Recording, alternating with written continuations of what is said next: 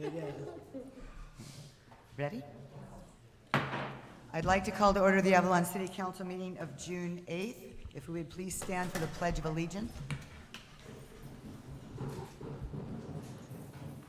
And begin.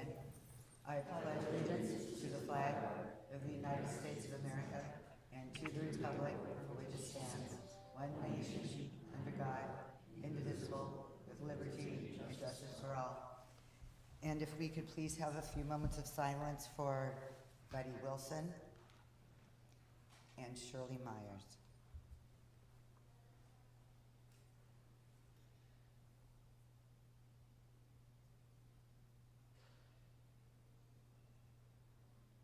Please be seated.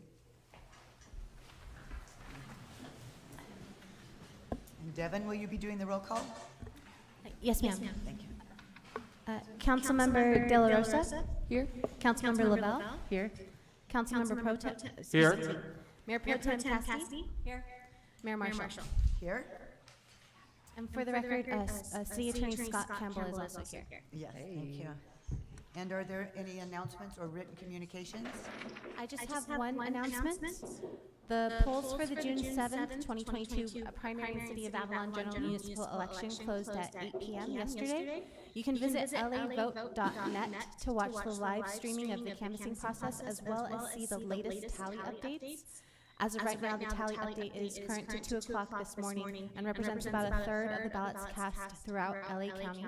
The next tally update is scheduled for this Friday, June 10th at 4 p.m. Canvassing updates are scheduled every Tuesday and Friday at 4 p.m. through July 1st. At this time, LA County's Register Recorder's Office is scheduled to finalize the election on July 1, with the LA County Board of Supervisors scheduled to call the election or certify the results on July 5th. Thank you.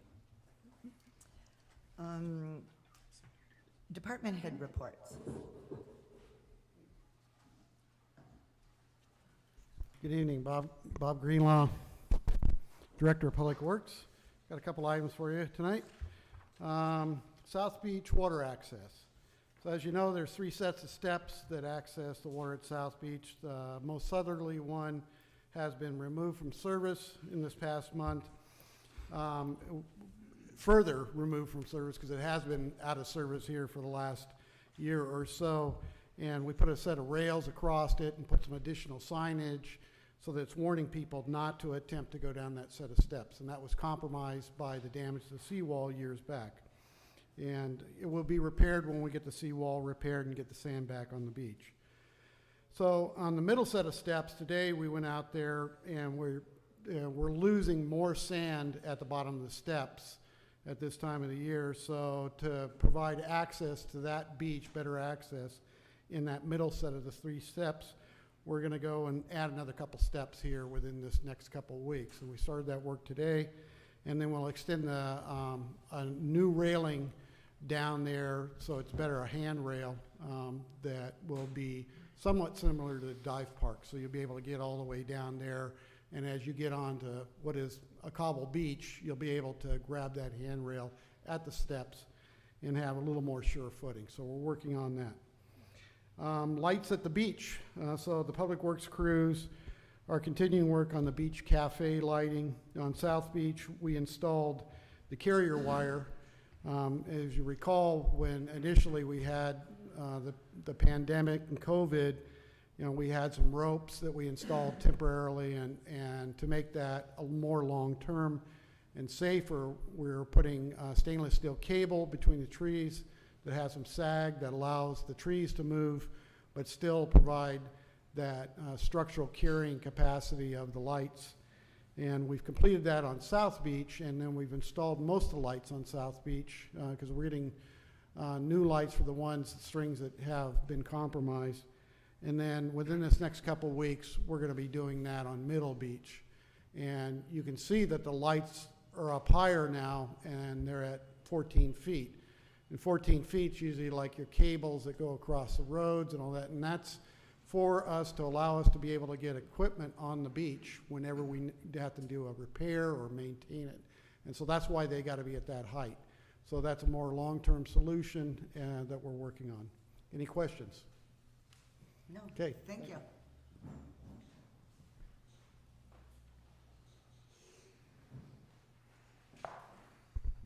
Good evening, Madam Mayor, members of the City Council, Warren Karstaffen, Harbour Master. I have a few updates for you. The casino dinghy dock, as you know, was reworked by our harbor maintenance staff, and hand railings have been added to help those who require a good handhold when going ashore. This addition should be very helpful for those needing access to the casino dinghy dock. We saw a lot of need for that because that dock is used not only for tying vessels there or dinghies there, but we see a lot of people coming in and they just want to be dropped off so they can walk their dog. The 10 by 10 dock that we customized and added to the end of the existing dock has a railing but doesn't allow tying of dinghies at the very end, because that's been the problem, right, is the dinghies get in the way of the access. So we provided that access, and this should be very helpful, and we'll be looking for feedback on that. The Barbara Pearson dinghy dock was also the last official dinghy dock to be installed. Harbor Maintenance did that last week. This gives boaters access to the east side of the harbor. So in all, we provide dinghy dock space at the east side over by the Wet Spot Rentals. We have 2 docks on the pier. One is for transient vessels. That means no tying between 3 and 5 in the morning. That keeps a brand new fresh dock every day for the transient vessels. And then we have the local west side dinghy dock. We also have 5 docks, 2 main docks, and then extensions at the club dinghy dock right between the Tuna Club and the Yacht Club. And then, of course, we have this new dock at the casino. So they're going into summer. This is what we need. Here are the numbers since my last report. On May 17th, the patrol moored 998 boats for a total of 3,849 nights. This is almost a 2/3 increase in visitors since April to the harbor, and reflects significant increase in weekend activity. Patrol provided 118 public assist to vessels or individuals. This includes tows, wrap-ups, and other types of assistant calls for service. Patrol warned and advised 48 individuals of municipal code violations, which includes alcohol in public, bicycles on a pedestrian area, and animal leash laws. Patrol did 219 security patrols of the port facilities, and this week's weather is expected to be mild, typical of the season, with May gray mornings burning off to afternoon sunshine. Any questions? No. Thank you. Thank you.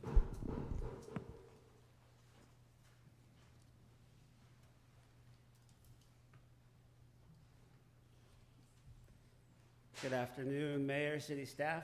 Welcome back, Scott. Michael Alegria, Fire Chief. In May, the guys ran 20 fire-related calls and 59 medical calls. We're going around right now inspecting all the properties for brush clearance. Anything that's up in the wildland interface, we want 100 feet of brush clearance for. And then to report with some good news with Edison and brush fires, there's a crew over here right now inspecting all the high power lines. They started at the quarry. We're in Falls Canyon yesterday, and they're inspecting the poles and the lines. And there's money, and there's a possible start date of in 2023. It'll all be covered conduit on the whole. It won't be done on the whole island. It will be done on the whole island. It won't be finished in 2023, but they're inspecting the lines. They're doing all the math, making sure the poles will hold it. They might have to change out some poles. They got to go through some coastal commission stuff, but it's in the works to get the insulated line throughout town to help prevent the wildfires. Great. Any questions? I just have one for code enforcement. When they're just tooling it around and whatnot, what do we know is the rule for the covered golf carts? Like, golf cart is safe, for example, somebody's on one of the side streets and they are parked on the street but have their golf cart covered, which means that they're only here once in a while. Are those still subject to 72 hours? And I'd have to look in that. I believe they are. If they're covered, they should be off street. yeah, that's what I thought. Or they could be covered as long as they move them in the appropriate time. Okay. But I'll clarify. Yeah, that would be great, and maybe maybe not just ticketing right away, but some reminders for to start out would be great. And I know some of the homeowners associations have given us permission to go on their property.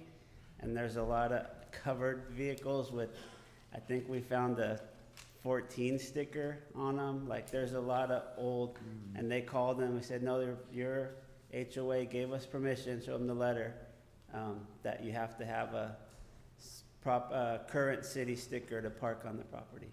Yeah, So we will do some that more would be great. reach out for that. Okay, thank you.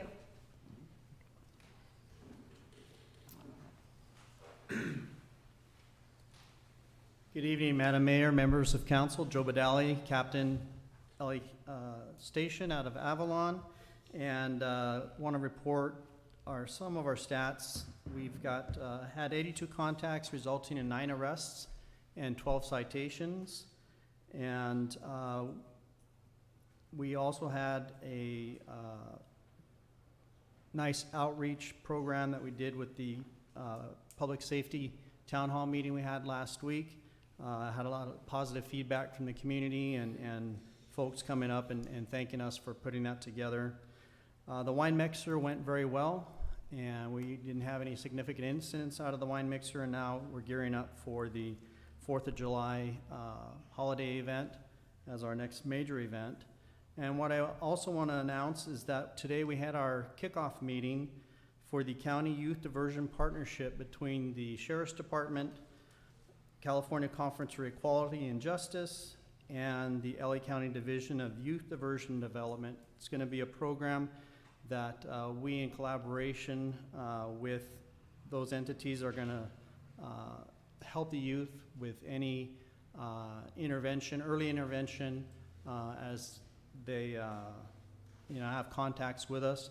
And to speak briefly about the program, I have Ms. Arami Glass, who's the program manager from the county, and Alejandro Hazard House, who are going to just explain a little bit about the partnership we now have established. Great. Thank you so much, Captain. So my name is Arami Glass. Thank you for having us here today. We had an amazing meeting, and I just want to tell you a little bit about how the office was developed and what we're here to do. So in November 2017, the Division of Youth Diversion and Development, which we call YDD, was established within the Office of Diversion and Reentry. And the reason being is, I know many of you have heard of the push to make sure that young people are going through a restorative process, making sure that we divert as many young people as possible, to make sure that they never touch the criminal justice system, but also to give them that second chance when mistakes are made. It is not a slap on the wrist, but it is accountability to make sure that transformation takes place. And after talking to Captain today, we realized that you guys are already doing that work here in the community and how close-knit the community is.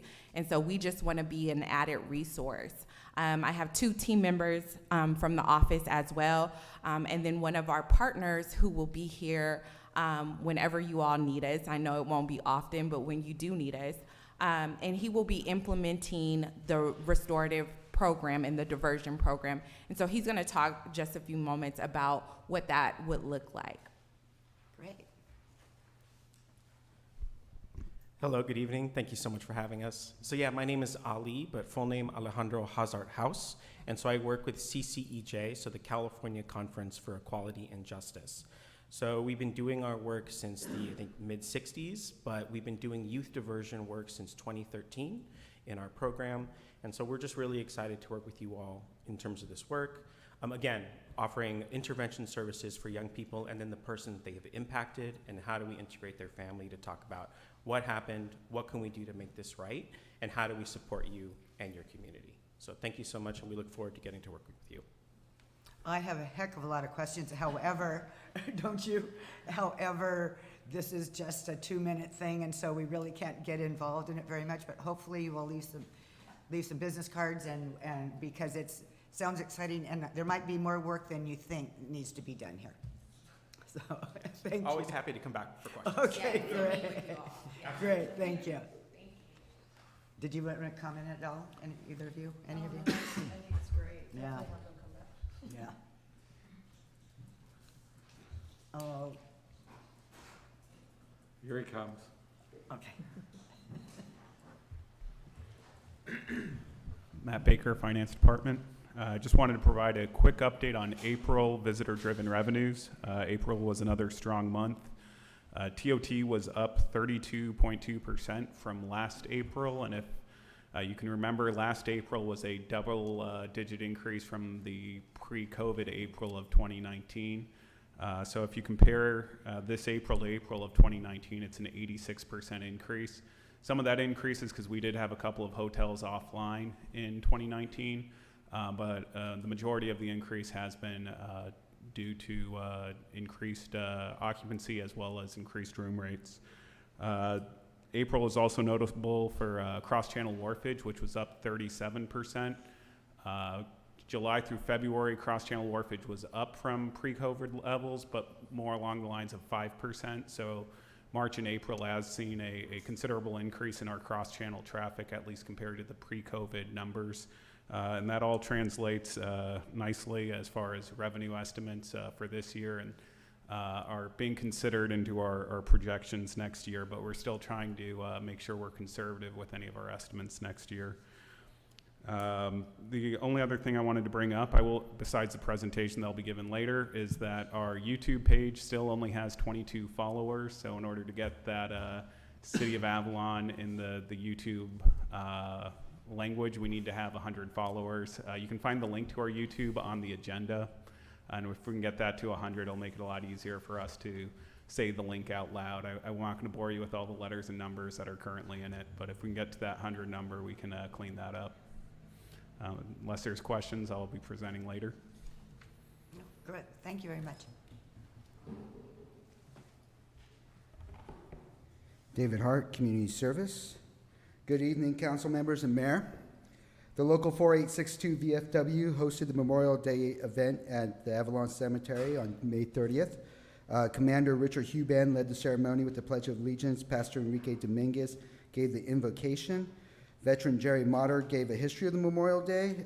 I read a poem, Remember Me, the Fallen Soldier, and Commander Huban ended the speeches on the importance of remembering. The VFW then did a flag ceremony for local veteran Anthony Feltz, who recently passed away. Terry Feltz, his brother, a veteran himself, receiving the flag. A 21-gun salute followed by the playing of the taps gave us one more reminder of the importance of that day.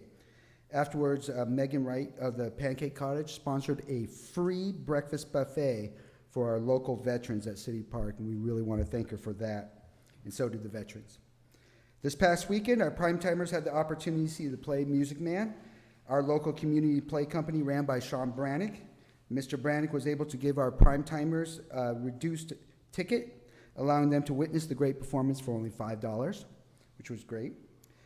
John Gilbert and Jose Cuevas finished this week putting the cameras up at the skate park, so protecting the space for our skate community, so really appreciate them getting that done swiftly.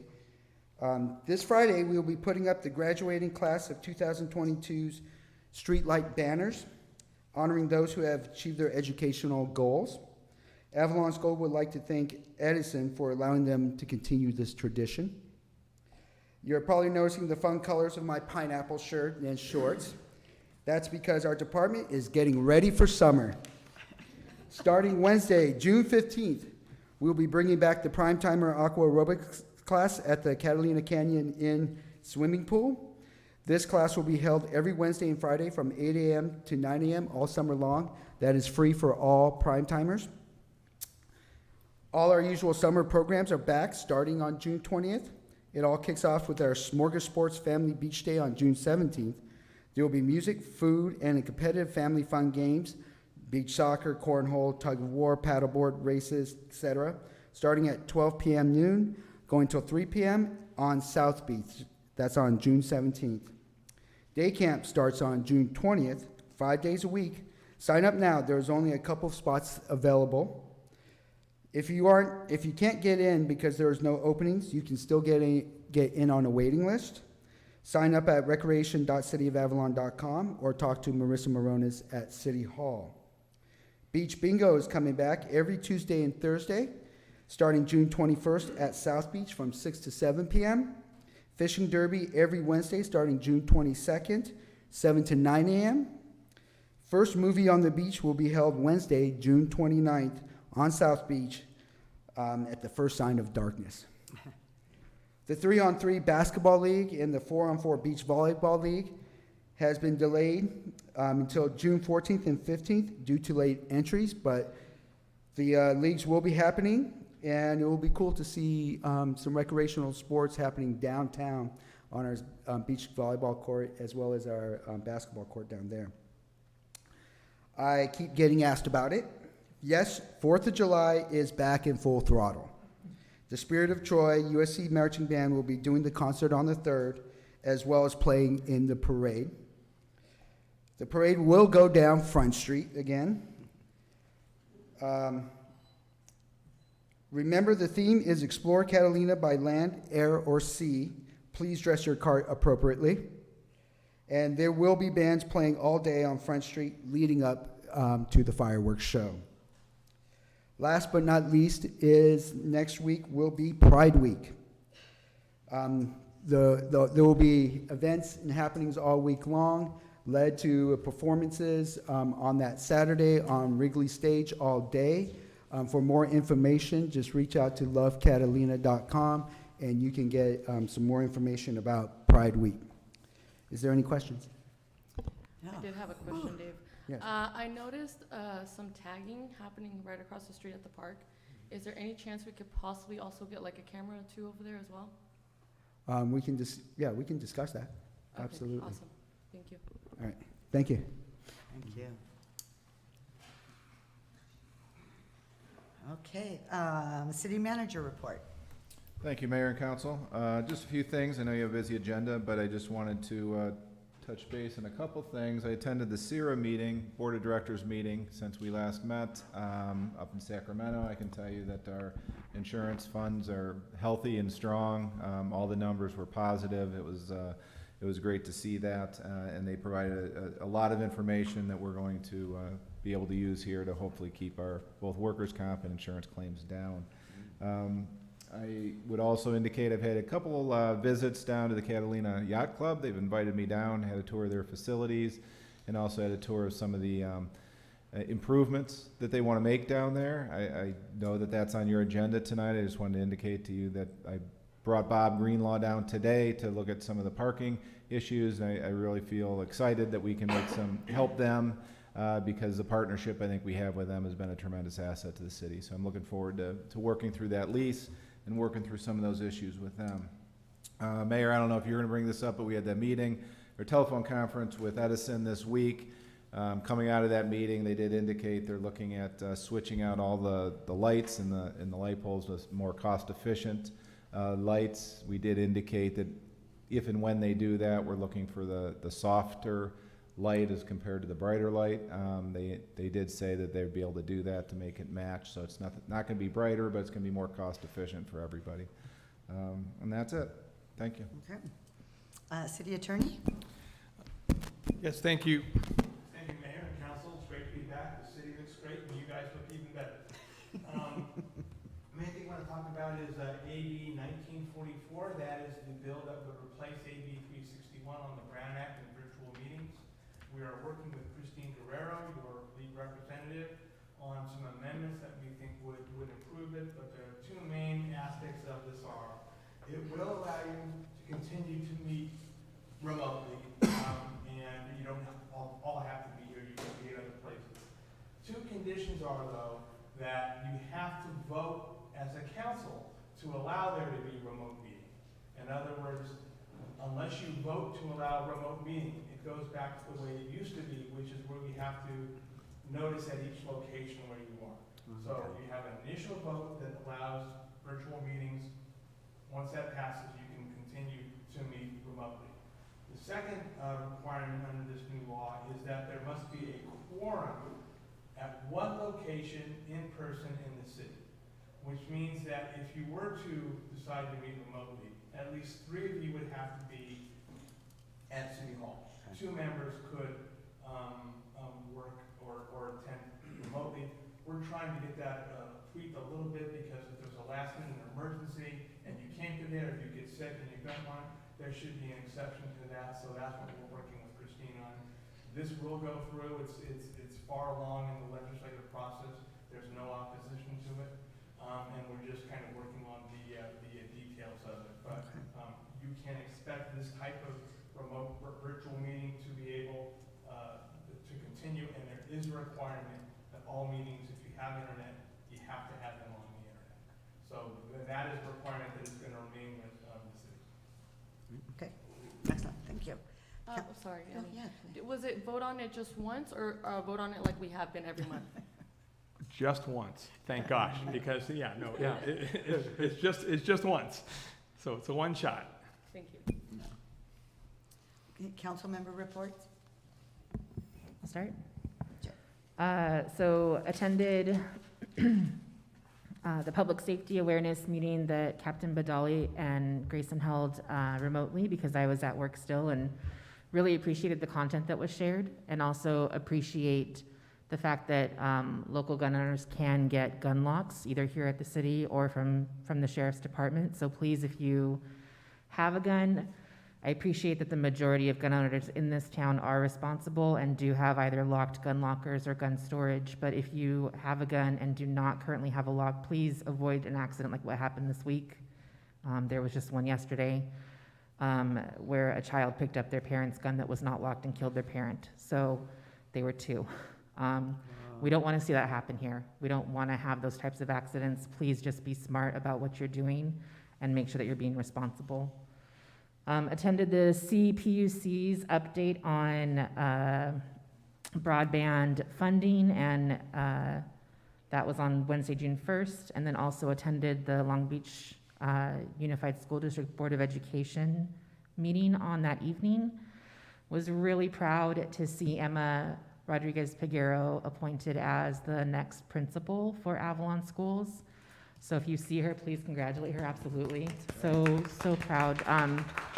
I think, and I could be wrong, but I think she's maybe either the third or fourth local student to become principal of the school. So went to school with Emma, and I'm just very proud of her and know that she has extremely good intentions and high expectations for how the school is going to perform in the future. Councilmember De La Rosa and I have a meeting set up with her in July to hopefully set up some community meet and greets, some regular structured meetings with members of council to be able to make sure that the school and the city are helping each other how they need to. And we may even set up some happy hours because of it, because people tend to come to happy hours. So we'll let you guys know as soon as we have some updates on that. And then also attended the Mole Phase 2 council meeting with everybody, of course, on Thursday, June 2nd. The design plans are amazing. I showed it to some friends from the mainland, and they were blown away and said, oh my goodness, this is amazing. This is upgraded. This is beautiful. It's welcoming. It feels like Avalon. If you haven't had a chance to see the plans yet, please go on the city site. They're right on the homepage, very easy to click on. Some potential for both a beautiful, welcoming spot and also a spot for residents to have a spot to hang out to. So worth checking out.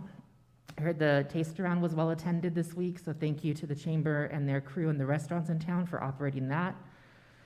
And then Councilmember Cassidy and I met with Sunny Wright McPeak, who is the CEO and president of the California Emerging Technologies Fund. And we're pretty well inspired with her. She was here for a fun girls' weekend with some of her college roommates and their spouses, and took an hour and a half out of her morning to meet with us, and that was just amazing, so thank you to her. And then went and got out the vote. So as everyone's talking about, the election results are going to be a while to come. That's how they were the last time, and it's how it is now with this new process with the county. So be patient. Please don't nag the people that are running. They don't have the results any faster than anybody else. I just remember getting asked every day, do you know yet? No, I don't know yet. So just, it's coming. It'll come. Take your time. Be patient. But really thankful for all of the members of the community that ran for elections. It's not an easy spot. It's a thankless job often. It's a lot of time and effort and energy. And you should be recognized for being willing to run, being willing to put yourself out there, and for serving on the council as well. and for still being helpful in the community even if you're not on council. So thank you guys, good luck, and that's all I got for now. I'll go next. I just have a couple of things. We'll be attending Cal City's Community Services Policy Committee meeting tomorrow from 9 to 12. Thank God they're virtual. And I hope they don't go back to live. To have to go to Sacramento twice a year and then somewhere here in Southern California once. Yeah. I like the virtual. It's definitely much easier to do because all you have to have is this part looking professional. And then just a reminder and asking people to come out for Pride here on the island. We're going to be doing our first really official events on June 18th, starting at 12 and then going on till 7. So please come out, support equality here on the island. It's a great place to live and very welcoming. So let's show everybody our support. And just meet on Wrigley Plaza stage? Everything's gonna be taken care, pretty much happening at Plaza stage. So, yeah, it's gonna be fun. Wait, They've Plaza or the Wrigley? At the Wrigley Plaza, at Wrigley, the stage. yeah. Oh, okay. They've got DJs coming over, there's gonna be music and dancing and, Rotary will be working the beer garden. So it's gonna be fun.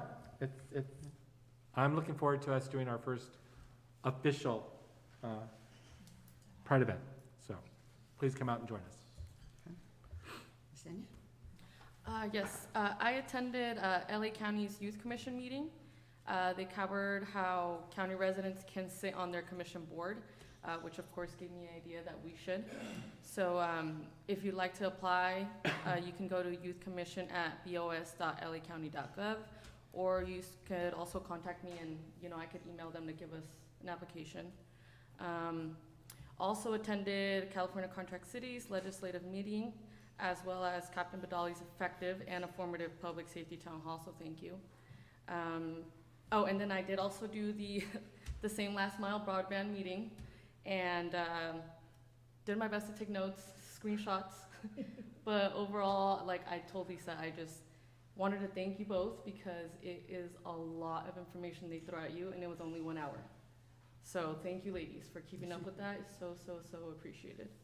And on a personal note, I also wanted to thank the paramedics as well as the hospital staff. I did have an incident with my family, but it was well taken care of, and although it was a scary situation, my grandmother felt so safe, and it was very nice. So thank you. Thank you, Mike. That's okay. I was going to mention on top of Councilmember Ponce's information about Pride, also if you go to lovecatalina.com/Pride, there's a list of all the activities and what all's going to be happening and some of the participants. So I also attended Captain Badali's public meeting, which was fantastic. I really enjoyed seeing new members of our community come out to participate as well. And I'm looking forward to seeing those. I think at one point we had talked about maybe quarterly or so, but just to offer an avenue for a safe conversation with members of the community. Those won't always be on video or on the website, but but they're always open to the public for sure. So thank you for that. And then this past week was pretty much covered in broadband meetings for sure.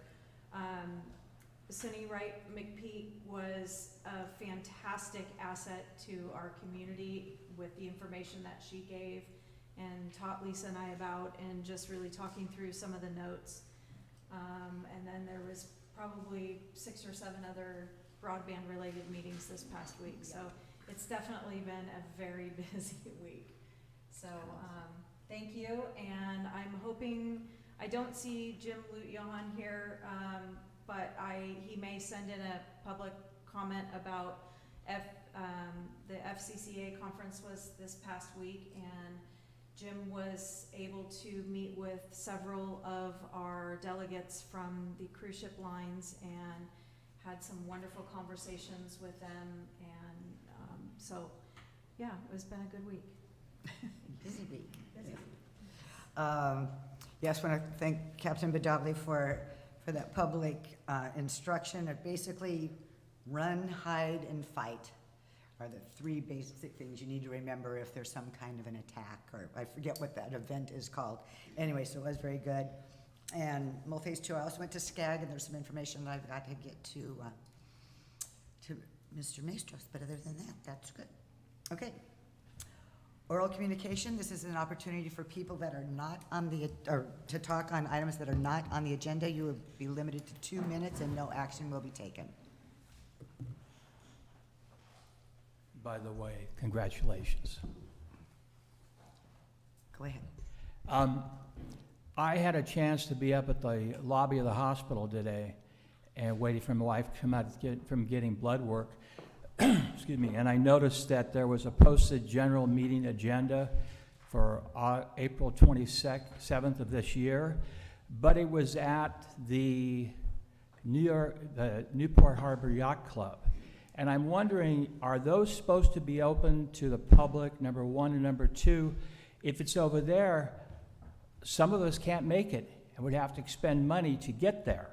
So, Michael, maybe you can address that.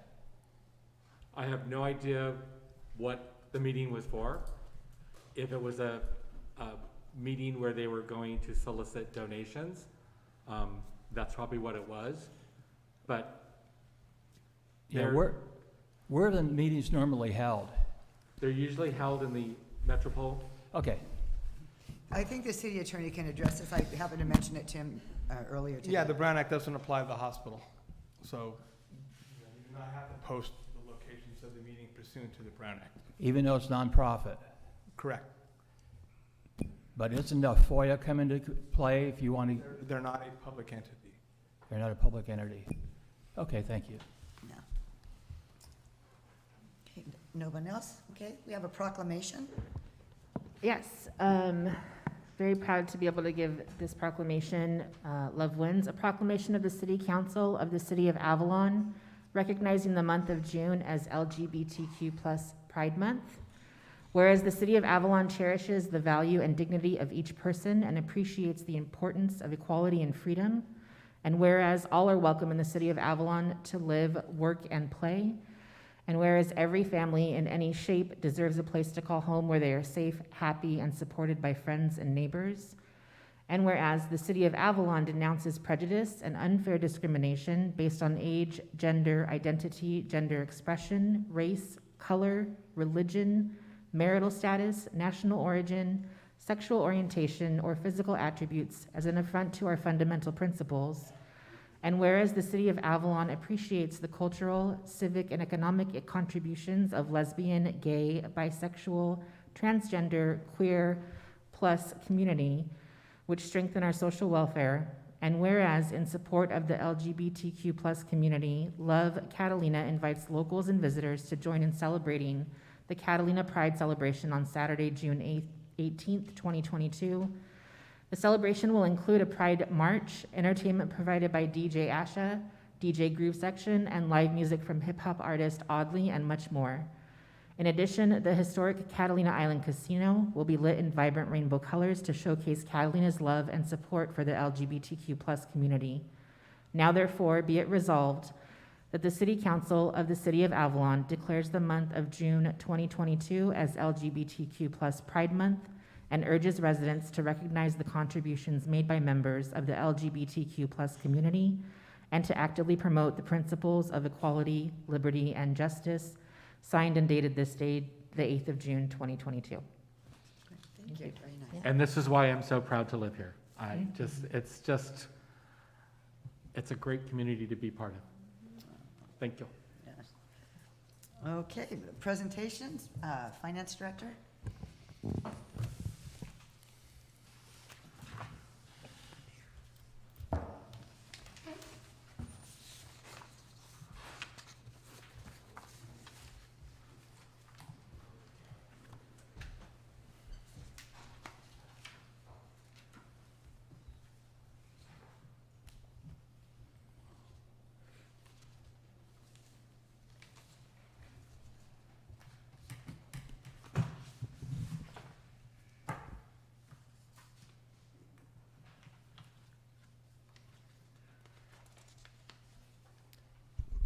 Good evening, Council.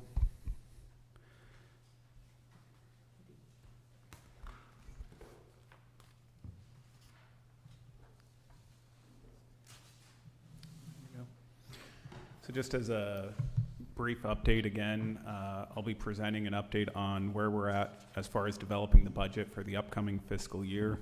All the amounts in this presentation are still subject to change, but we are getting closer to having final numbers to share with council.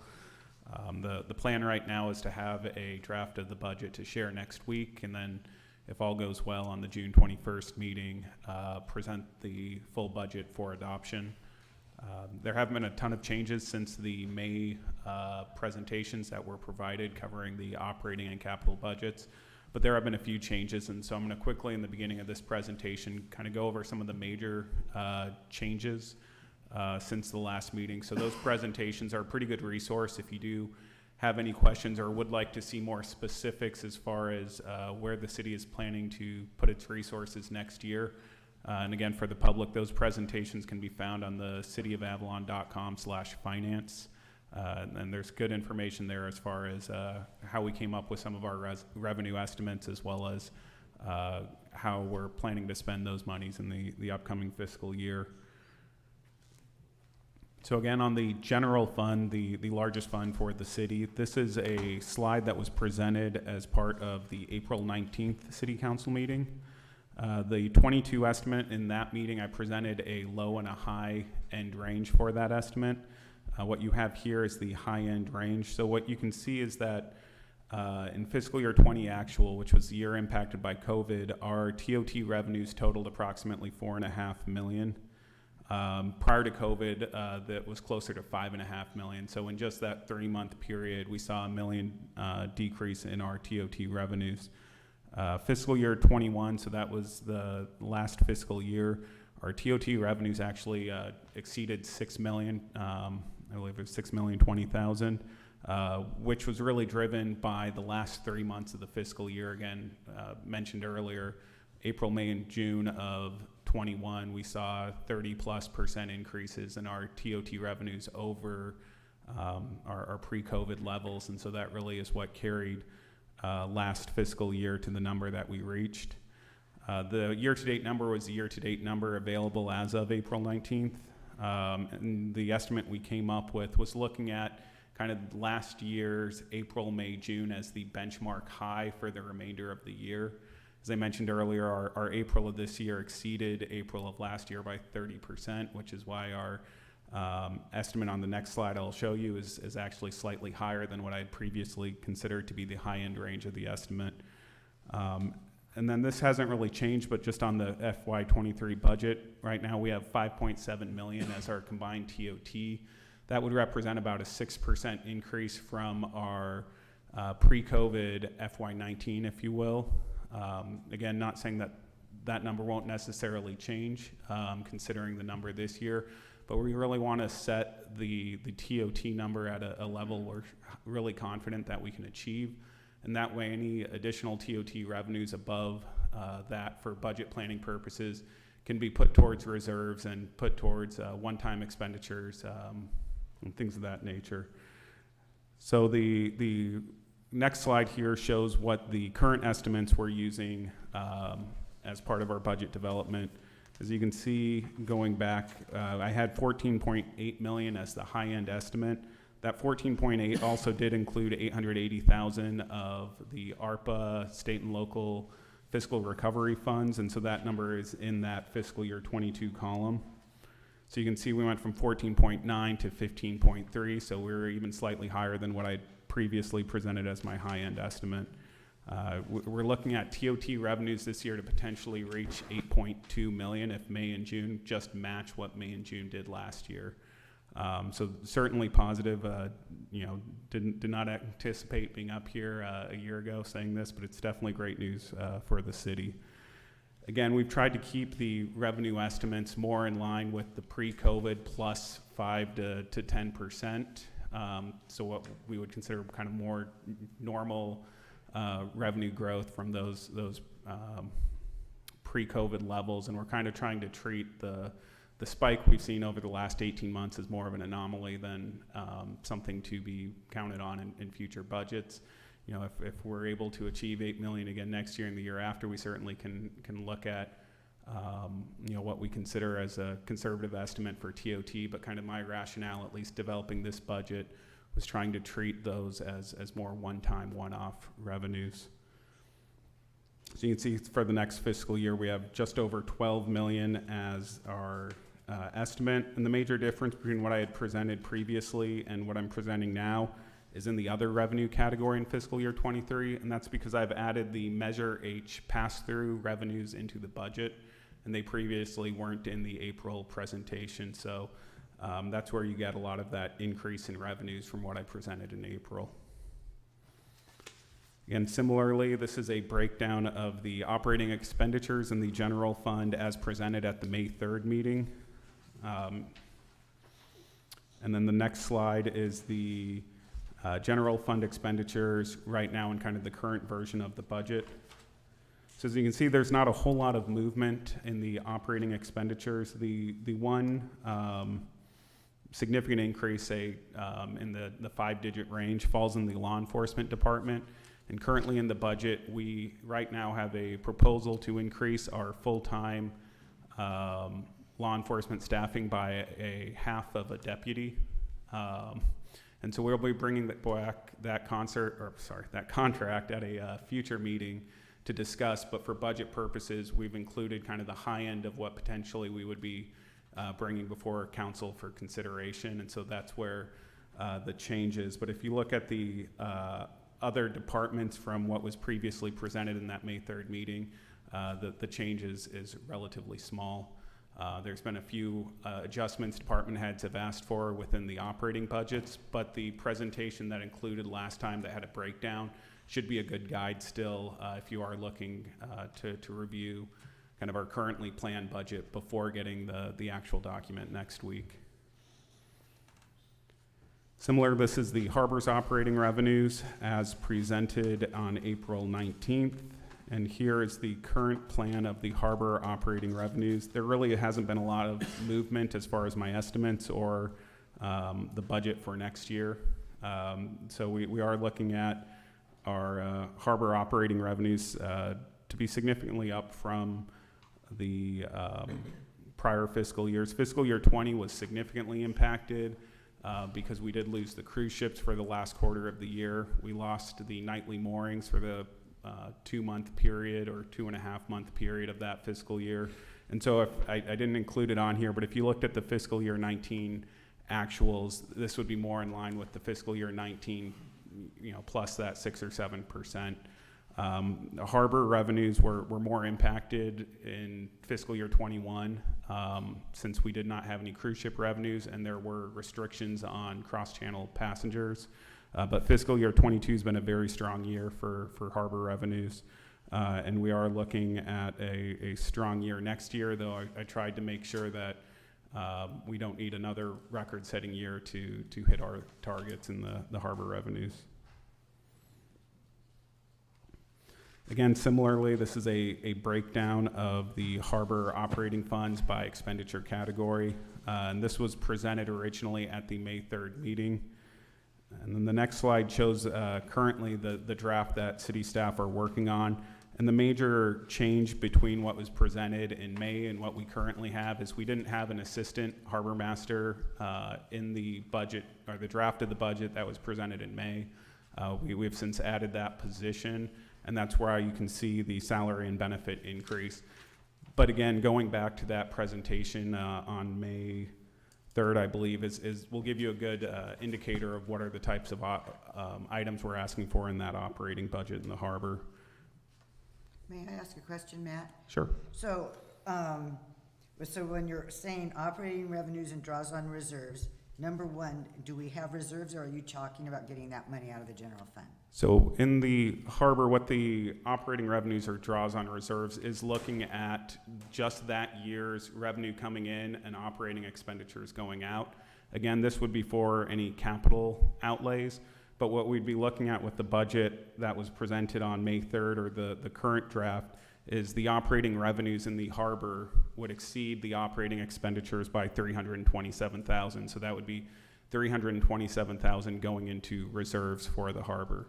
So that's the first time this has happened in a while, is it not?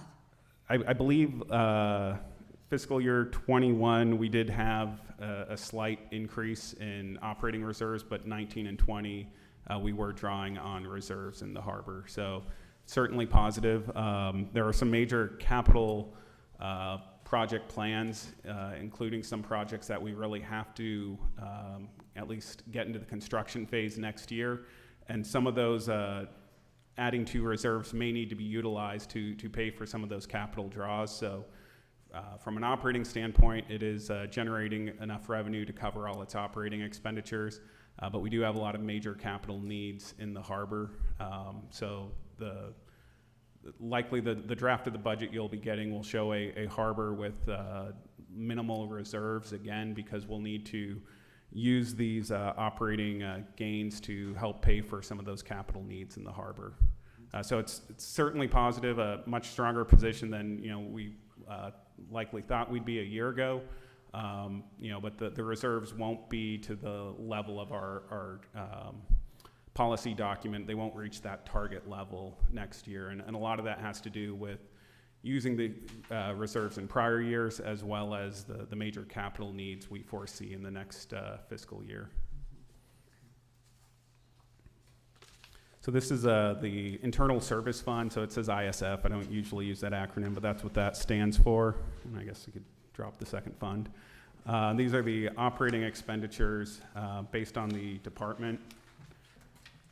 Again, similar to the harbor and the general fund, there haven't been a lot of major changes between what was presented in May and what we're currently working with. But there have been some increases to a couple of the operating accounts. Some training budgets were increased, as well as we got more firm numbers as far as insurance estimates and legal estimates. And so that's where some of those movements you'll see. But again, if you look at that May presentation, that does serve as a good outline of where we're spending in those funds. So now I'm going to be jumping into the sewer, saltwater, solid waste budget. So if there are questions on the others, this might be a good time, or otherwise I'll jump into the sewer, saltwater, solid waste. So just as a reminder to council and to the public, the city completed a comprehensive sewer, saltwater, solid waste study in June of 21. The study looked at really three pieces. One, it looked at the revenue requirements, so the amount of money that the city would need to bring in order to cover the expenditures in those funds. And then the second piece of the study looked at the different users of those services and attempted to come up with a way to fairly allocate how much one user pays relative to another. And then the third piece was to come up with a rate design itself to meet that revenue requirement. So as part of that cost of service study, we had the following breakdown of required revenue increases in order to cover the planned expenditures over the next 5 years. So you can see the fiscal year 22, which is the year we're currently in, we did raise sewer by 7%, saltwater by 2.5%, and solid waste by 19.5%. The upcoming year, as part of that cost of service study document, we had planned additional increases in the upcoming year of 7% again in the sewer, 2.5% in the saltwater, and another 19.5% in the solid waste, and then going forward the next 3 years. A couple things to keep in mind when we did this cost of service study is we did factor things like CPI adjustments in contracts. Unfortunately, we weren't anticipating inflation levels that we've necessarily foreseen. So when you look at the saltwater, we're anticipating contract increases of 2.5% or 3% for our major expenditures. While I'm hopeful the inflation we've seen in the last few months isn't a long-term, but it's more of a short-term blip. If that were to continue, that potentially in years 3, 4, 5 of the budget of the service study could present some issues in that fund. But that's how we came up with those projections, as we looked at the current operating budgets as well as tried to predict out 5 years what those expenditure requirements would be, and then figure out how to get those revenues to meet that. We'll be spending more time at the end of the presentation talking about the solid waste in particular. I do have some positive news with regards to that. So if you have questions on solid waste, we have more information at the end of the presentation we'll be discussing further. So again, this is a breakdown of what the proposed budgets would be for sewer, saltwater, and solid waste in the upcoming fiscal year 23 fiscal year. You can see there's 2.2 full-time equivalents charged to the sewer fund, 1.4 FTEs charged to saltwater, and a half or 0.5 FTEs charged to solid waste. The sewer and saltwater, we do charge a portion of some public works employees' time to those funds to factor the work that department does for sewer and saltwater services. And then the half a person charged to solid waste is a portion of code enforcement's time, and that's for their enforcement with the green bag program and anticipated once SB 1383 comes into effect. But as you can see, the major expenditure category really in all three is the contract services. So that would be our Montrose contract for sewer and saltwater. And then our solid waste is with CR&R. So the next three slides, I tried to provide a breakdown similar to the format that you saw in the May 3rd meeting. This is a breakdown of the major expenditures within there. So you can see in sewer fund, besides the contract with Montrose, the other large expenditure we have is utilities, and so that's for fresh water and electricity at the wastewater treatment plant. We do have quite a high use up there. On the next slide, it is saltwater, and saltwater is primarily the Montrose contract. The one thing of note for the sewer and the saltwater fund with regards to capital outlay, this year we had budgeted about $500,000 in capital outlays for the sewer fund, but we're likely only to spend about $250,000 in the current year. And so what we did is the unspent portion we rolled forward into next year's capital budget. And so we did that for both the sewer and the saltwater fund. And then solid waste, you can see our salaries and benefits for that portion of code's time totaled $60,000. Our maintenance and operation expenditures is primarily rent, but there's also the Orange Bag program. We do get some grant funds to offset those costs, as well as communications, some phone costs associated with the solid waste. The majority of the contract services relates to the contract with CR&R, or Avalon Environmental. We do have $200,000 in professional services general, and what that is in the cost of service study, we knew there was going to be a need to look at landfill expansion and other opportunities to either extend the life of the landfill, and so we, as part of that cost of service study, budgeted $300,000 split over 3 years to pursue permitting, licensing, legal services related to landfill expansion. We didn't really spend anything in the current budget year. We had $100,000 budgeted in this year for that purpose, so I did roll over $100,000 into this budget, and that's why that number is there.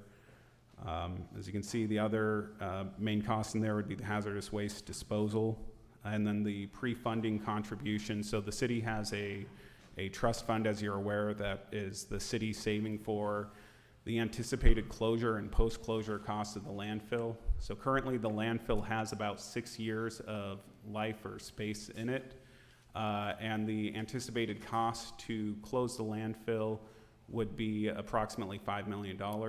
We have $3 million more or less in the trust account currently, and so we would have essentially 6 years to make up that $2 million difference. And so what we tried to do is look at what that contribution was, and that number is going to ramp up each year over the next 6 years.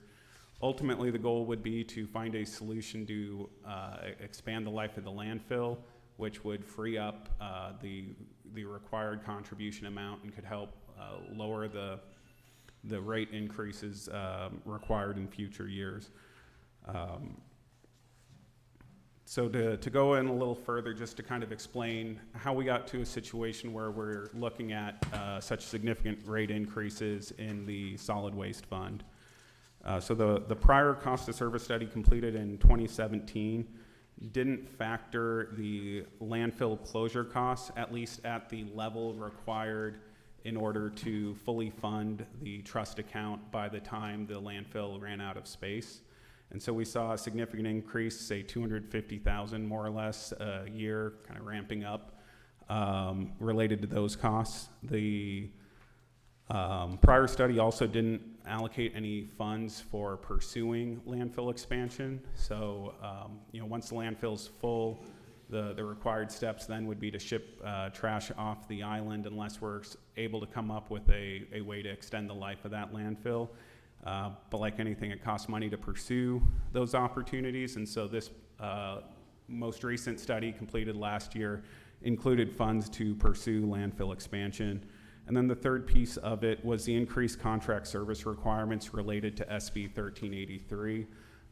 So again, 1383 is what is requiring green waste separation as far as recycling. And there are some implementation costs associated with that, but also some recurring operating costs, whereas our contractor is going to have to pick up 3 separate items, the recycling, the waste, and now the green waste.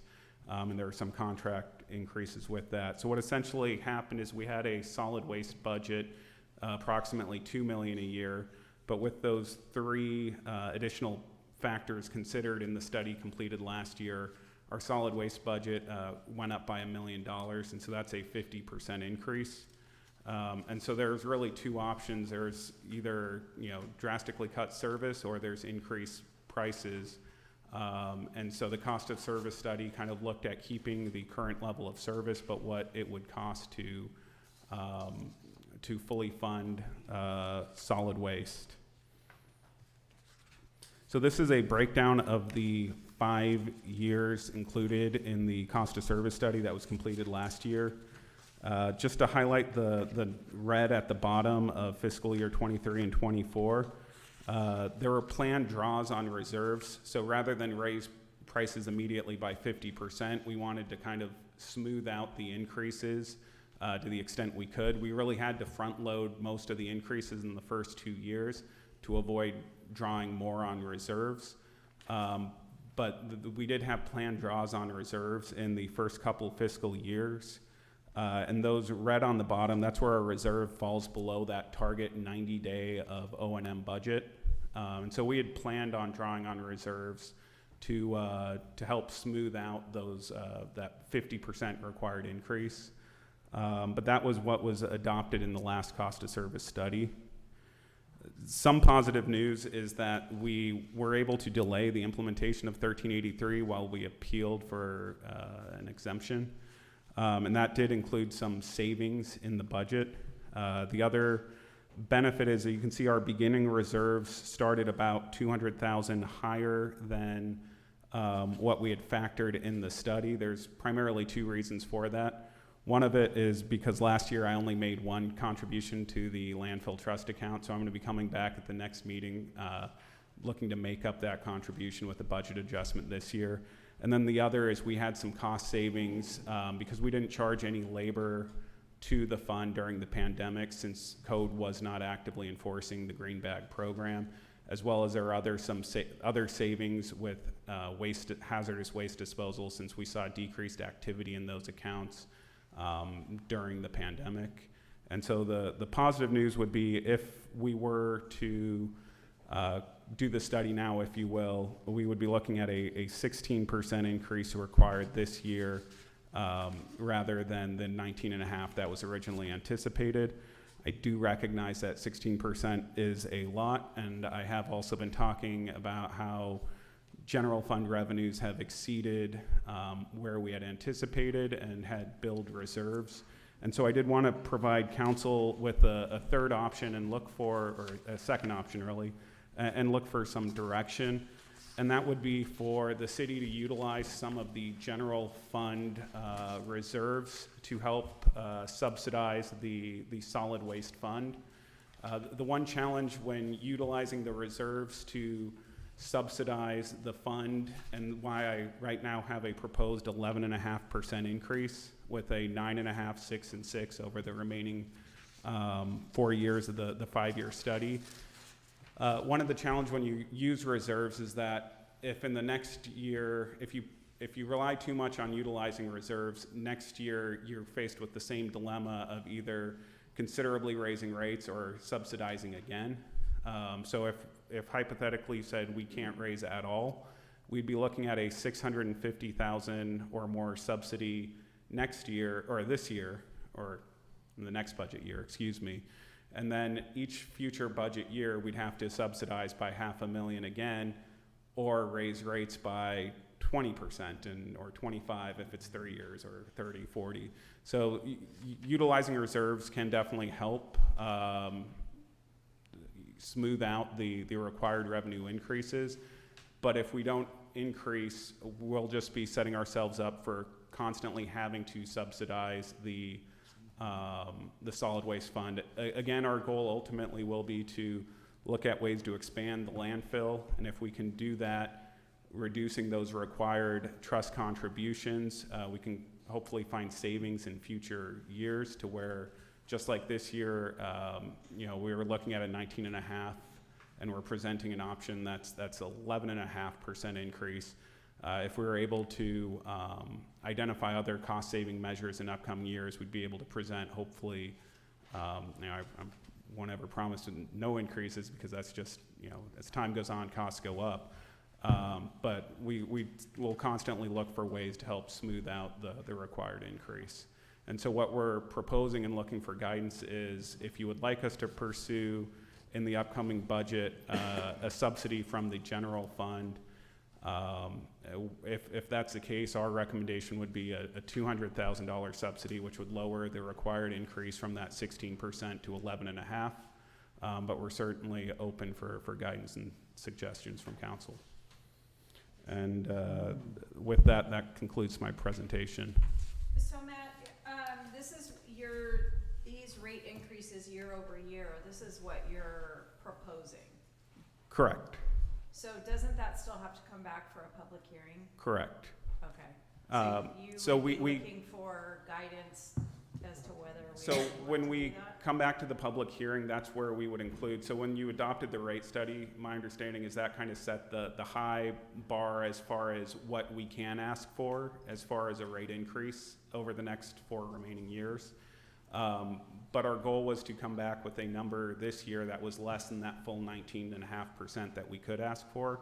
We still will have to come back and present to council and go through the public hearing for that increase, but we need to know what amount we're coming before council with, whether we're coming before council with the 19.5 amount, the 16 amount, the 11.5 amount, or some other amount.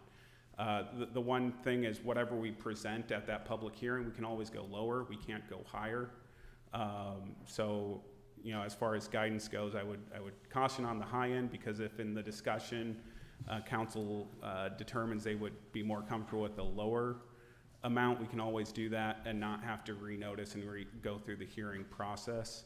But what I was really looking for is just guidance on what initial number to present to council as part of that process. And I believe right now we're looking at the next meeting to bring the sewer, saltwater, solid waste rates. I mean, that's a 54% increase over 5 years. Yeah. That is significant. Yeah. I mean, that's significant. We gotta do something different. In terms of alternatives, or, looking at this, but we just did these increases, if it was 2 years ago or last year? It was last year. We had a 19.5% increase, but again, we're looking at an operating budget that's going from $2 million to $3 million. That's a 50% increase, and the costs associated with 1383. We tried to do what we could to not have to participate in that program, but we were ultimately unsuccessful. The landfill is filling up, and there are costs associated with closing it. And so if we don't pass along the cost through the rates, we'll be forced to pay for it, utilizing reserves or some other mechanism. I would also note that the cost for closing the landfill is monitored by the state. We have to report to the state what that trust fund is, and they want to make certain that it's adequate to meet the closure, which is why there's also pressure from the state in terms of making certain that at the end of the landfill, if it occurs, we have enough to take care of the landfill. Well, I would, just because inflation is hitting everybody so hard right now, I would prefer to go with the 11.5% for a little bit of, and then, I mean, it kills me to even have to go back up to the 6 in 25 and 26, but I don't know, that would just be me, because they just got hit with 19.5. I like the idea of the 11%, work with that and see where we can get. So what I'll do then is at the next meeting, when we bring back the proposed rates, we'll bring it back for the solid waste at the 11.5, and at that meeting, we can discuss further, but that would essentially kind of, if you will, set the high bar of how high we could potentially then go next year. We could always at that meeting go with a different number, but that would set the high bar. Oh, so and then the next year we'd be looking again, which it's, And in the next year, if we were to have, say, again, another strong year with TOT and we wanted to subsidize it again, that would be an option. And, we could then potentially lower that 9.5% next year. The challenge is when you are subsidizing it, it does create a need to subsidize it in future years or to then increase by essentially the 2 years, the one you subsidized. I mean, I think the ultimate goal is just to have it be as level as possible. We're trying not to make it so that every year there's a massive increase for everybody, right? So it worries me a little bit to jump ahead to the subsidized 11.5% right away. I think it's a good thing to do. However, knowing that there's the potential for increased costs because of inflation, potential for additional funds needed because of the closure from the state, having that drop so drastically and then have to still go back up a little bit more, it's easier a little bit because it's 3% above what we were hoping for, which was 3%, but I don't know if I'm totally sold on 11.5% just because it feels like that could be setting us up for some higher level increases in the future. It feels really great for the first year, but after that it's still a bit higher than that, so. So what do you think, and stick at the 19 or go to 16?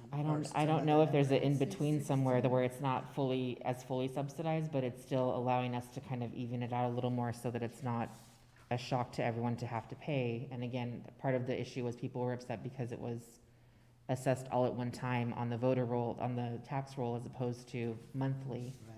So that whole amount feels like a shock.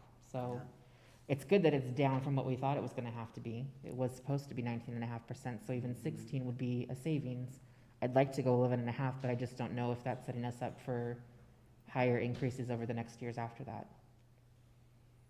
Matt, you said that we can't go higher, but we can always go lower. Is that, so say we choose the 11, we're stuck there?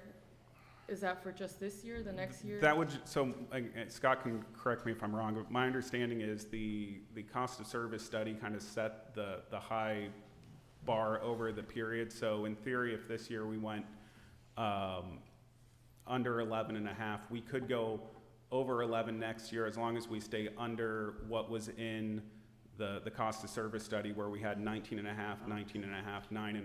So if next year, if hypothetically we were due to the 11 next year, in theory we could do 12 in the third year and still be under what was outlined in that cost of service study. If you just think of the cost of service study as the ceiling, that's as high as you can go. You can always go less. And so it's less over the year, so even if we were to go below the 11.5% this year, we could go above 11.5 next year as long as we stayed under that maximum cumulative rate, if you will, in the cost of service study. So I'm kind of curious because we have people in the audience, and if we sit here and make an arbitrary whatever percentage, and then it comes, and then everybody comes up and goes, well, no, we understand, but we want the 11. I don't know if there's people in the audience now that are willing to make a statement. I mean, you know, a lot of you people know Own homes, finance, yeah. and I was wondering if you had any opinion about this. A question while we wait and see if anyone comes up to answer that too. Do we know what the timeline would be to confirm what the extension of the landfill would be? Do we know when that is expected to be addressed, or be able to know if we're gonna get an extension for that or not? I believe the extension for 1383 was a no. As far as the landfill, Dave probably could speak to it better than I can. I know we're in discussions with CR&R about some opportunities to potentially increase the height of the landfill. Right. But as far as a timing of when we would be filing those permits, the 6-year deadline of when right now at the rate we're going where we fill the landfill, that is a hard deadline in the sense that once we've reached the height capacity, we can't continue to add. So even if, and maybe they would make exceptions, I don't know, but it's my understanding is once we've filled the landfill, which we're on track to do in 6 years, once we've filled it, we would be obligated to then ship the trash off, and there wouldn't that wouldn't be the time to make the appeal. Correct. For a height increase. The time to make the appeal would be now. Yeah, no, what I'm saying is, I would be more likely to do the lower percentage if we knew that the height increase was approved. It would make sense to me because it would extend the life. You could expand that percentage out over several years as opposed to shorter amount of time. It will take a while, like Yeah. over a year, to get it approved, because you gotta have your plans as to what your solution is gonna be. And then you have to go through all the CEQA requirements, get state approvals. I think what I'm hearing from direction is from the council to start on that process as soon as possible. And I could just say, we have started on that process, but as Scott's indicated, you're not gonna have that information prior to making this I'm guessing decision. at least 18 months, if not longer, because of the CEQA requirements and everything Right. else, right? Okay. I mean, I don't know. We can go 11.5 now, and then if need be in the next year, go up to another 11.5 and from a 9.5 or something. And I just think, you know, as Cindy said, we hate to see more increases. It's Right. more rate increases, and if any way we can kind of Yeah. minimize that hit. I think with that in progress, I think I'd be okay with us doing that and seeing what happens for the next year, but the next year would be, I think, dependent upon that decision, Right. so.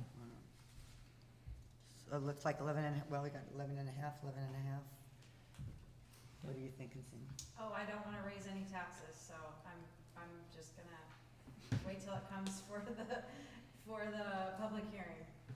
Oh, okay. Do you have enough direction? I think I do. Yeah. Okay. Matt, the only other question I had was on the sewer fund. Yes. The storm damage amount for 14,435, do you think that that needs to be increased to cover additional potential damage? Is That account was a kind of a one-time. We also do have I believe an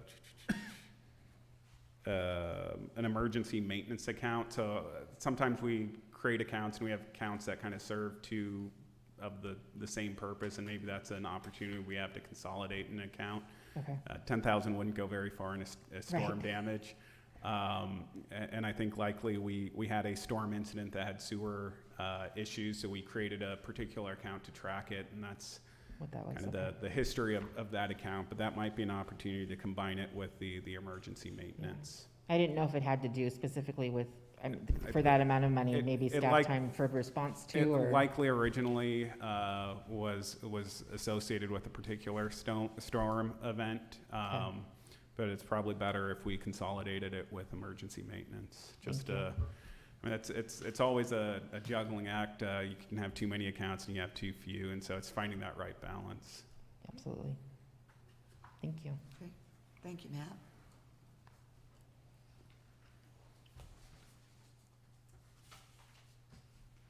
And now we have Luke Shaner from Southern California Edison.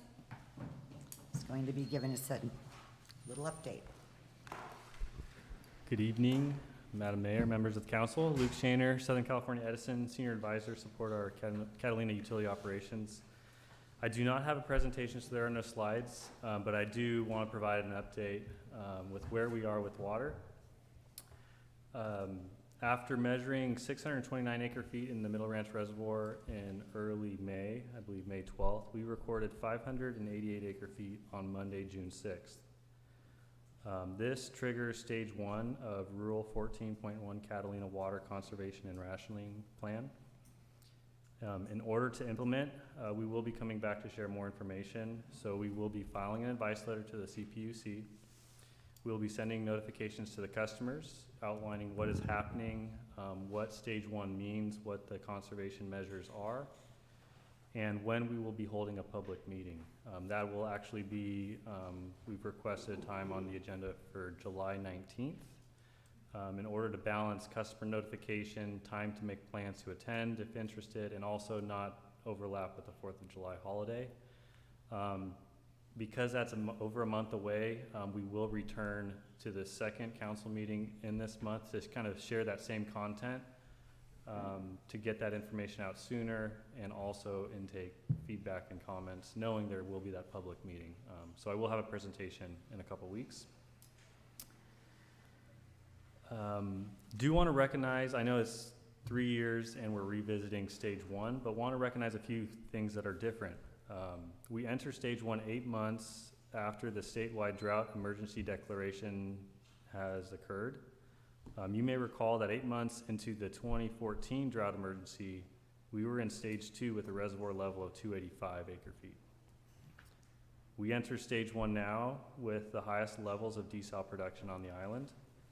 Thanks to plant 2, the 3-year production average is 20% higher than the production we achieved during the last drought.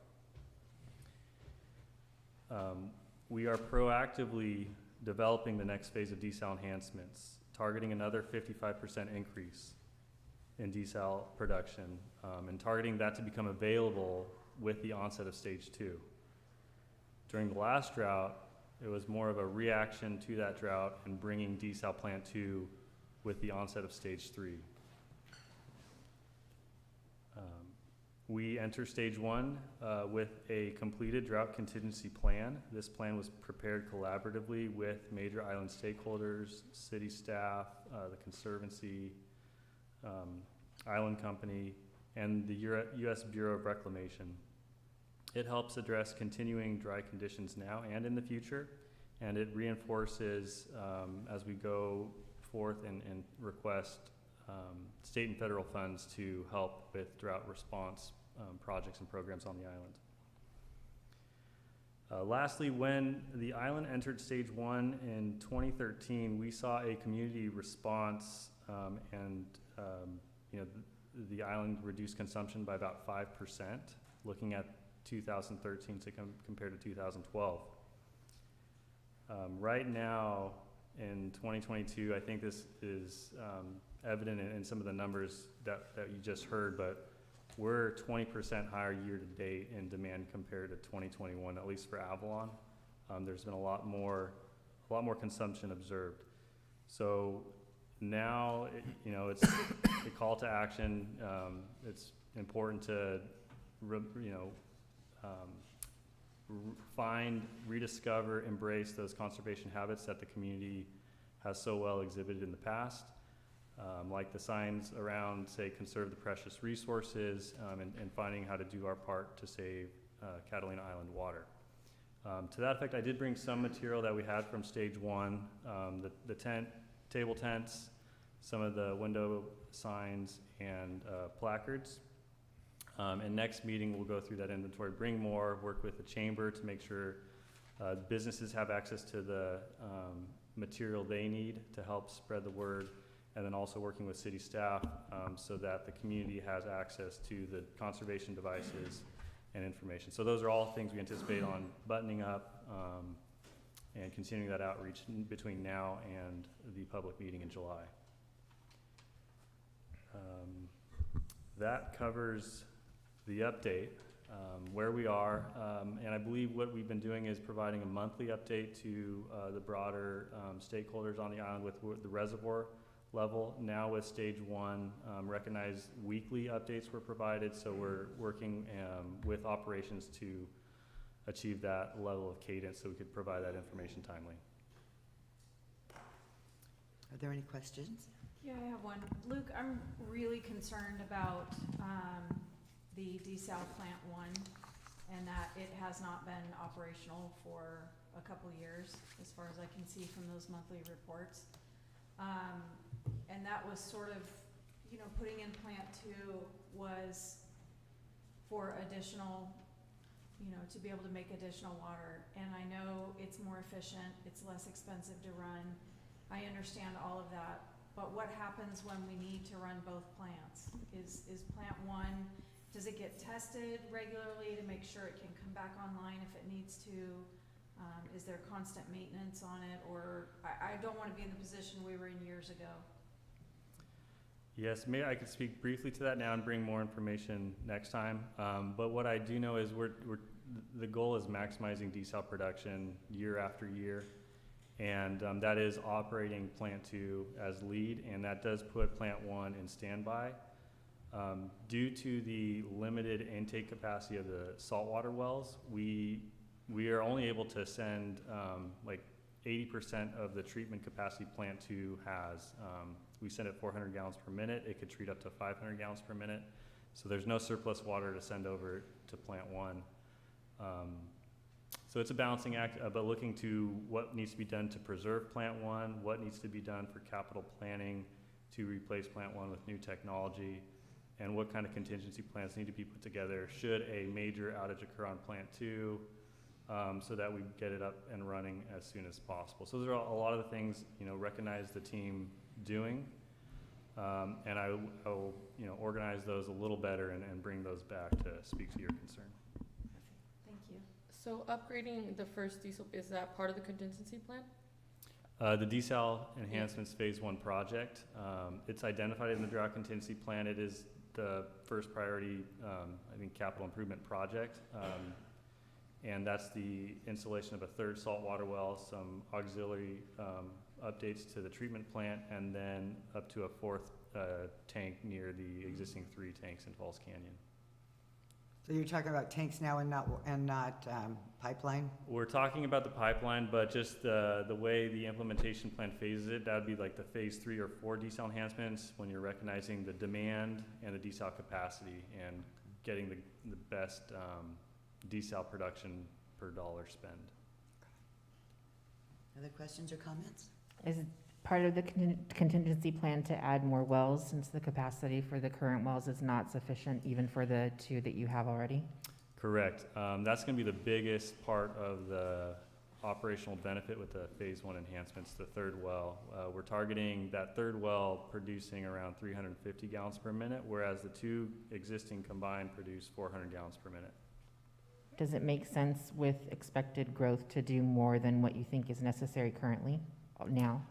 Yes, and so good question. In 2017, we completed the Catalina desalination feasibility study, and that was a 5-phase kind of desal implementation plan, and that does what you identify there.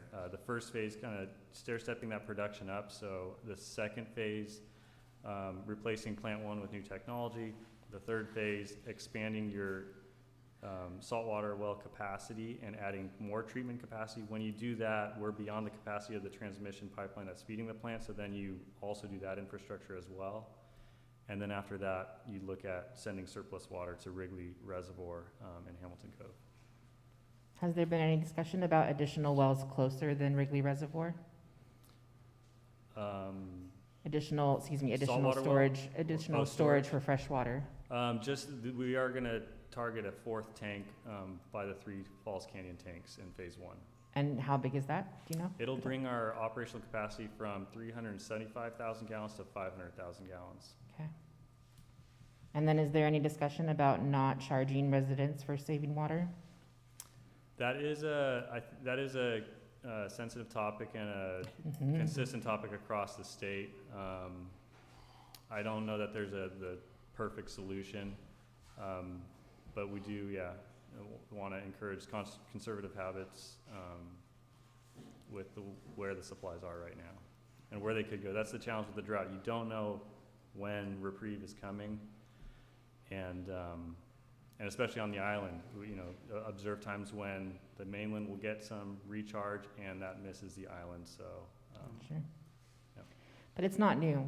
It's going to happen again, and it'll happen more significantly and more severely and continue to happen. And Edison will continue to charge us for doing so well at saving water when they ask us to. It just seems like at some point we can stop the cycle and figure out how we manage that, whether it's the rate matches what is actually being charged for and used, or Edison figures out how to budget properly so they're not over budgeting and then having to charge us when they don't get the money they're hoping for.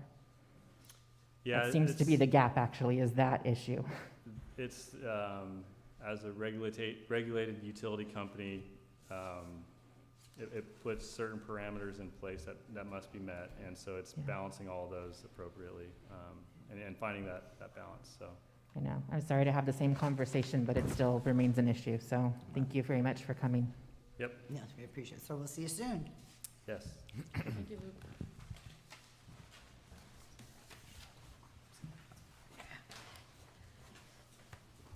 Okay, now we have the consent calendar.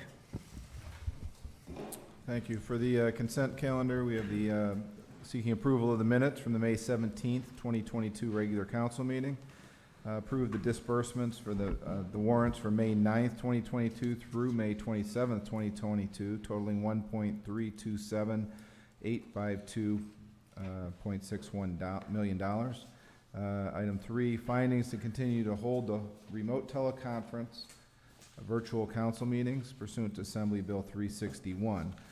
We need council to determine that COVID-19 state of emergency proclaimed by the governor still exists and has been considered by city council in deciding to continue to have teleconference meetings, and that state or local officials have imposed or recommended measures to promote social distancing in connection with COVID-19, and that as a result of the COVID-19 emergency, meeting in person would present imminent risks to the health and safety of attendees. Looking to declare excess or old equipment as surplus. In particular, we adopt a resolution declaring equipment listed in the resolution as surplus property and authorize the city manager to dispose of that equipment in accordance with city policy. We're looking for authorization for the city manager to negotiate with the Catalina Island Yacht Club to terminate the existing lease and subscription agreement and execute a new lease with revised terms as set forth therein. And seeking to approve a professional services agreement with Avalon Mode Shift feasibility study for a not to exceed total of $160,000 with W Trans Inc.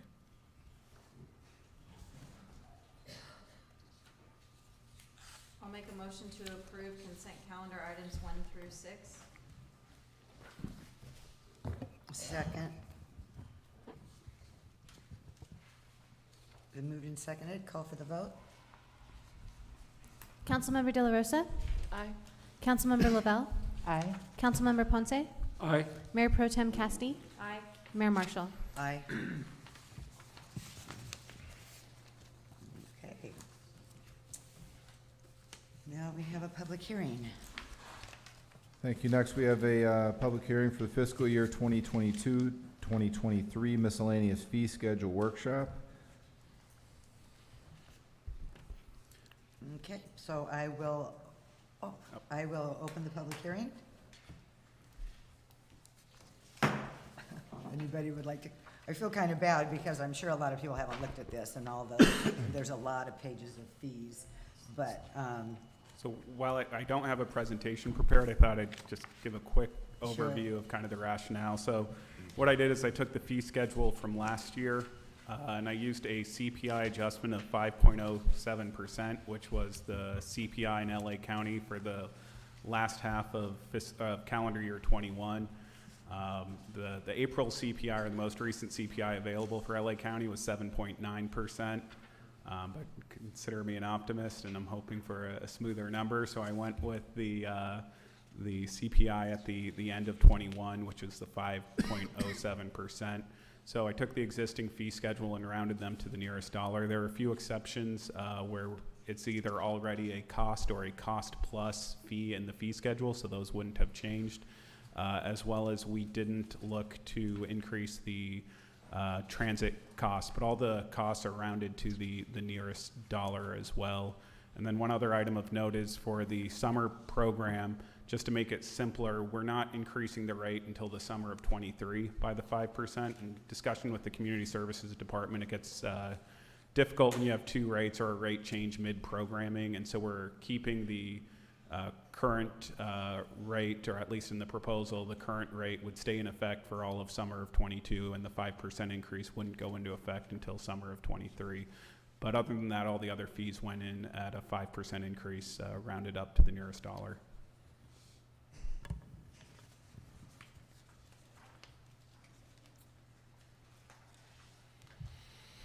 Well, I have questions, and something I've asked for a couple of years. We have code enforcement, we have, do we consider them three?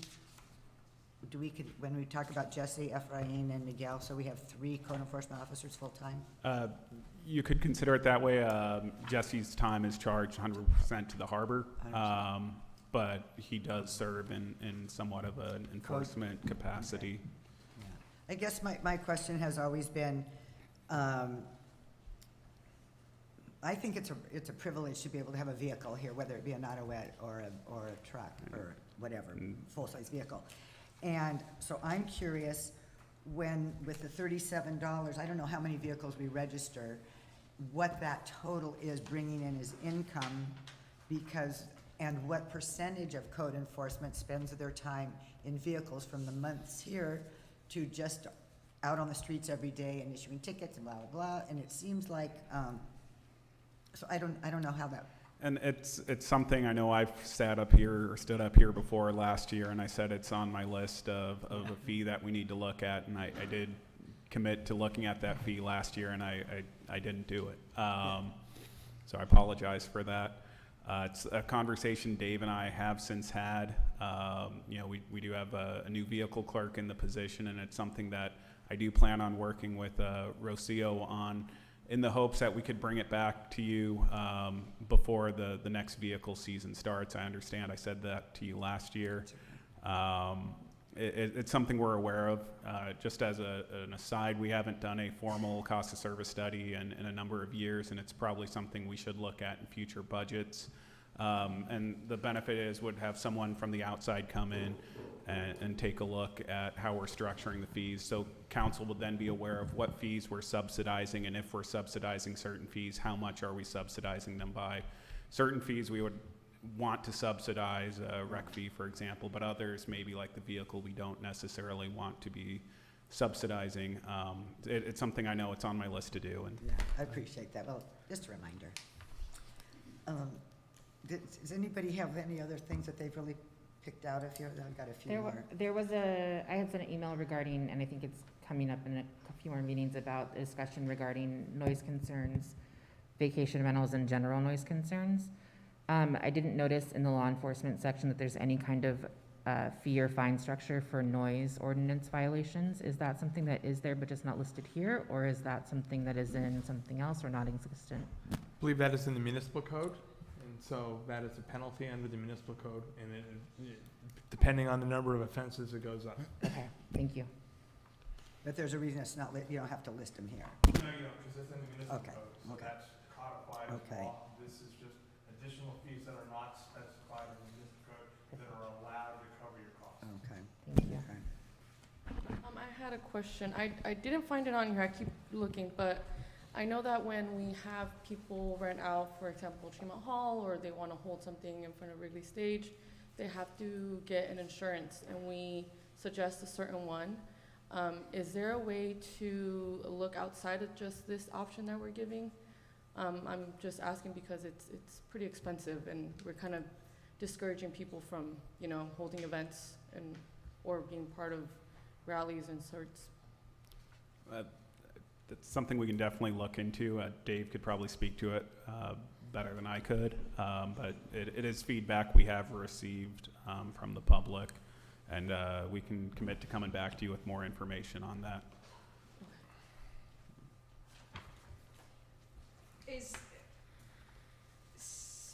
Is there an opportunity to add fees throughout the year? we can always come back and add fees. We just have to go through the notice process. Okay. But we can always come back, and it's, I think, a 2-week lead time. But we can always come back and add fees.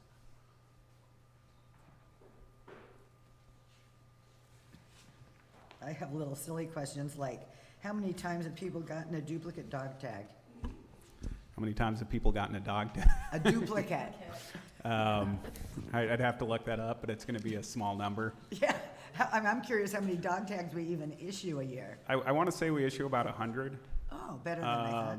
But, I'm sure there's probably more dogs than 100 on the island. And I'm curious how many unneutered go and get tags?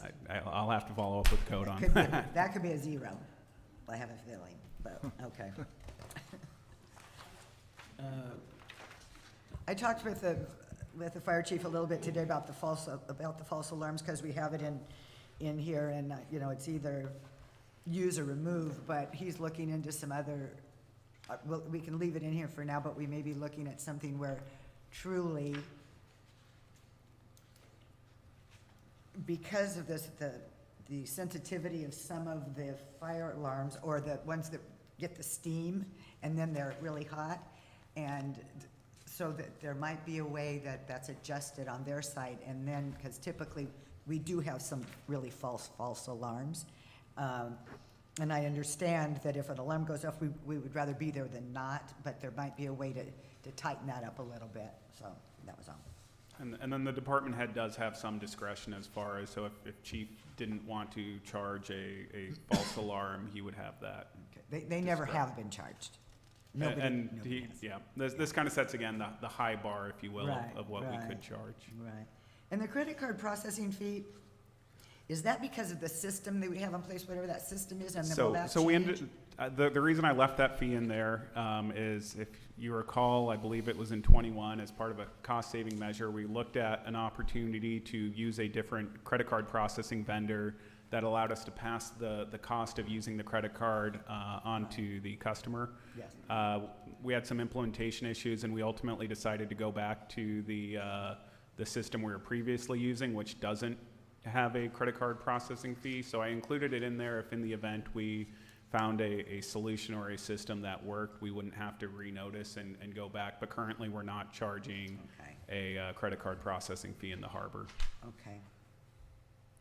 One of the things we are working towards is being able to take payments online, and likely we will come back with a fee schedule associated with that when we get to that point. Devin, Dave, and I, and a number of department heads are working on setting up that new website with that capability, and there might be some fees associated with that we have to bring forward. Okay. So we likely will be bringing this again later this year. Matt, for the Joe Machado facility rental fees, it says general and also courtyard only. Does that or does that not include Virgie's? Like, do we charge if people want to use that? I believe the courtyard is the courtyard whether or not Virgie's chooses to open. I don't believe that our fee requires Virgie's to be open, but if Virgie's were to choose to be open, it would be the same. It's the courtyard space is what we're renting, and then it would be up to Virgie's to decide whether they wanted to open for that event. Okay, thank you. And on the law enforcement side, because it is under law enforcement, talks about all those fees for animal control, animal roundup, vehicle impound, obedience to traffic device. So, to me, all of these seem to be things that are done by code enforcement and not by law enforcement, and is that the intent?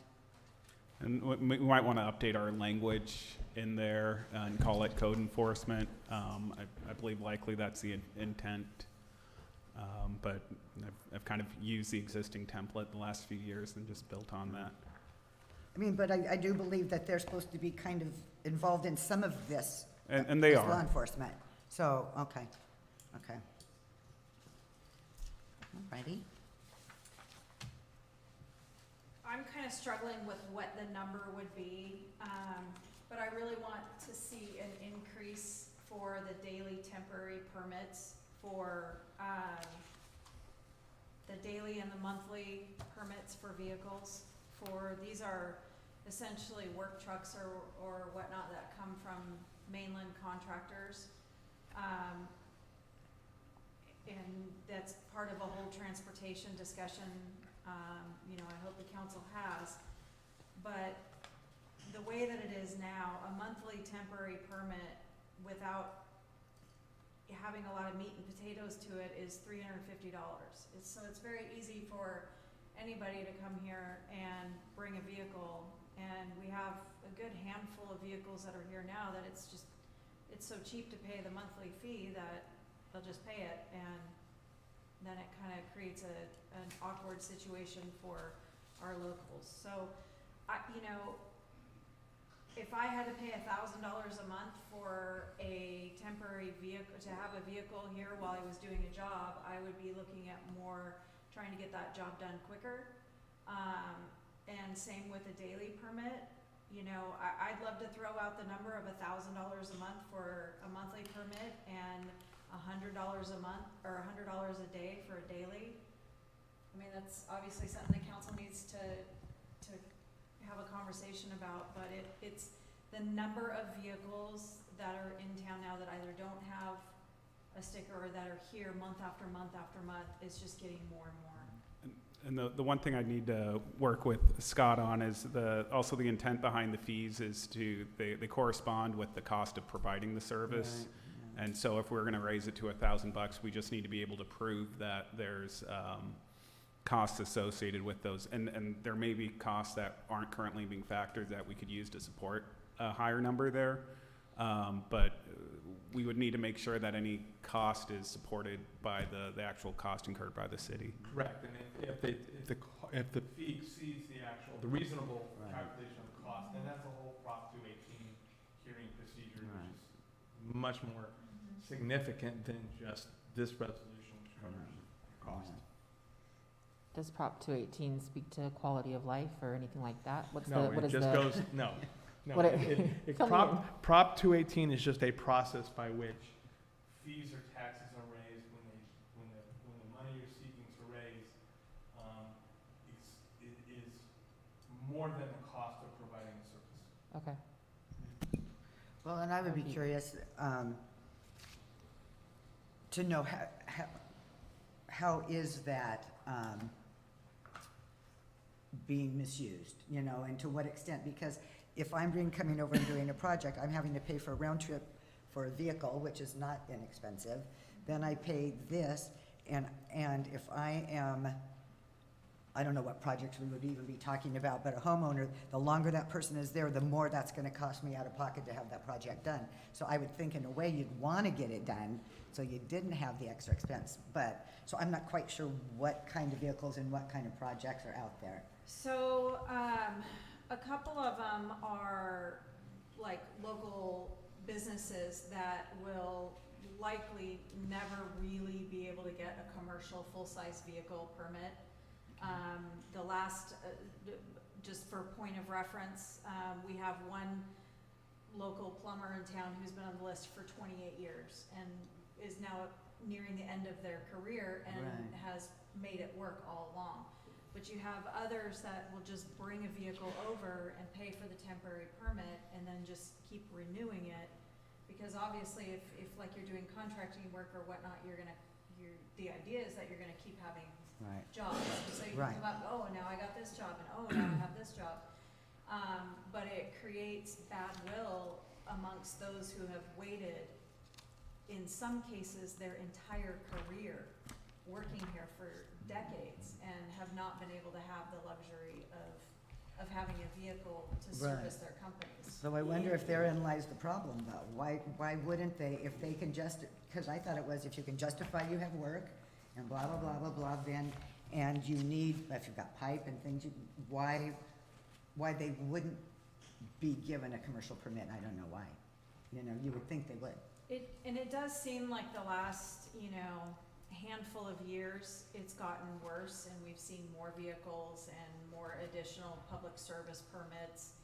I would agree that vehicles as a whole entire council meeting of conversation that we need to have. But when we're talking about the fee schedule and, you know, sort of making it palatable for the community, this is a fee that I would really want to see raised because, you know, there are some jobs that will take a year to do, for example, and that's a special provision. I feel like that should be something that comes to the city council that says, okay, yeah, we'll agree to give you a temporary permit for a year. I don't think it should just be an arbitrary granted to somebody. I think we need to put more provisions on these stickers and whatnot in general. But I was just asking to raise that fee now, and it doesn't sound like it can happen tonight, but if we could look into it, that would be great. So I have another quick little question under law enforcement. Why is the loading zone reduced from $49 to $20?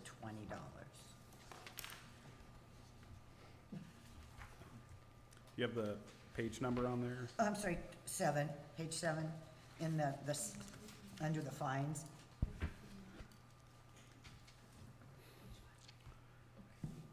That's a great question. The only answer I have is that's going to be a formula error on my part. Go with so typo. I don't Go know. with typo. Yeah, formula error. Go with typo. I had never heard of that term, formula error. For marker too, yeah. So I don't know if we're likely held to that number, but if we come back with the other discussions, we can correct that. Okay. Then, so hopefully people don't take advantage of the discount in the interim. But it seems like that would just be, and we should just have it on the record, it should be $51 because that's what the other 49 are. Correct. Yeah. Well, you can't because we have to have the fee schedule available for 10 days prior to this hearing, and so you can't adjust it. Can we hold over the public hearing till the next one with the You adjustments? could start a new process again and given that additional 10 days notice of this, and renotice it in the newspaper to correct that one, or you can adopt this and we can come back with that one particular error later to clean that up. Yeah. I'm curious, do we do a lot of sign variances? Not lately. No. I'm getting a no from not a lot. No. Because I mean, typically it's what, a 2x4 and whatever, and that's. It's usually with a new business Or it's normally, and yeah, it's, whatever yes, makes 8 it square square feet, feet. yeah. Okay, I was just curious. And those usually go through the planning commission. Yeah. Yeah.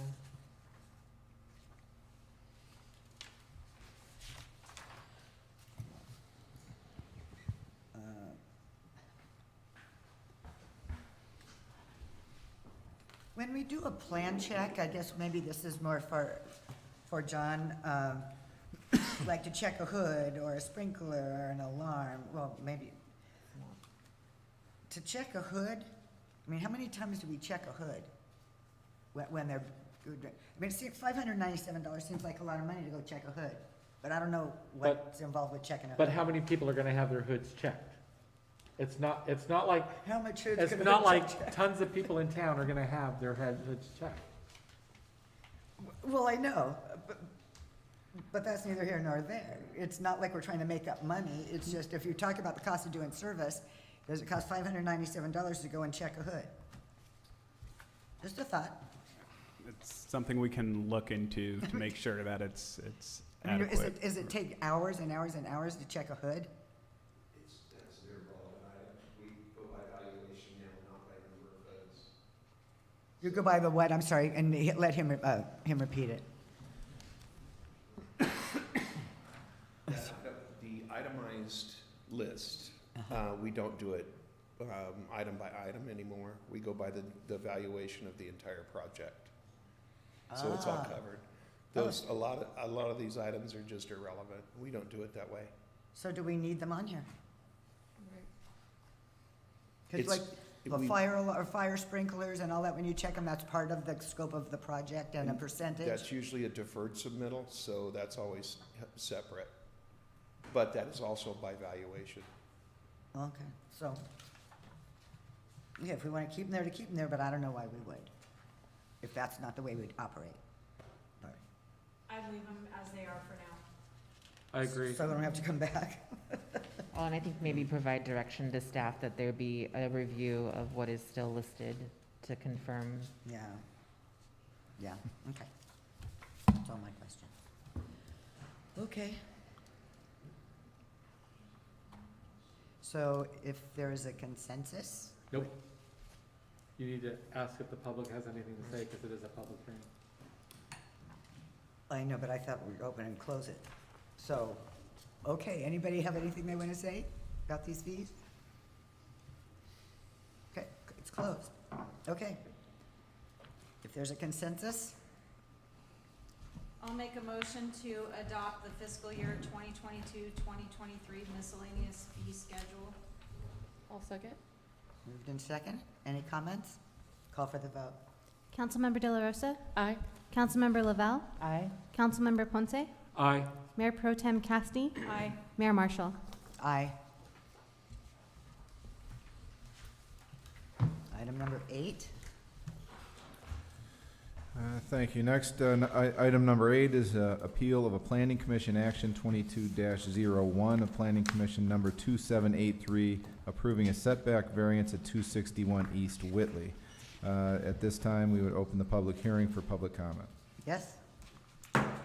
Public hearing is opened. Who would like to speak?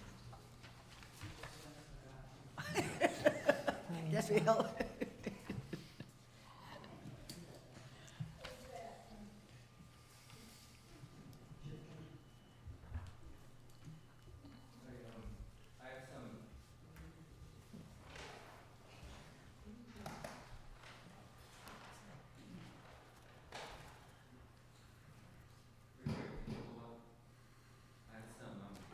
Photos get up to city council. Thank you. In case you didn't see what the project is about.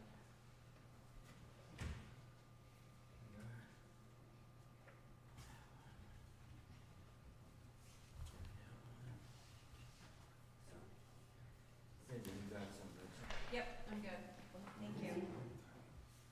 Thank you.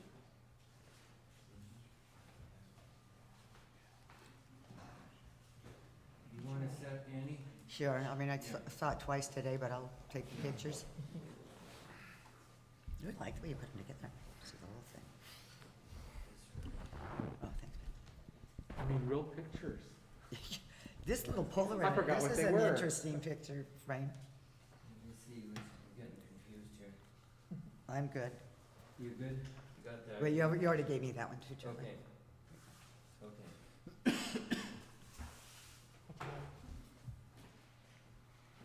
Thank you. I need one of those. Thank you, sir. Pardon me? Did you, oh. I've only got the big one. Okay. And, let's see, that one. Some of these, are kind of duplicates, scenes. You might have to share this.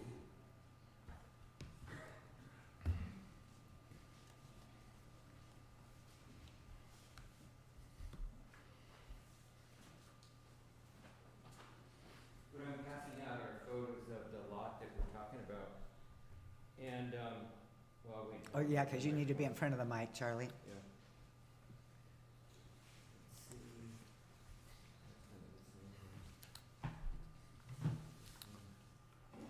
That's it, while they were demolishing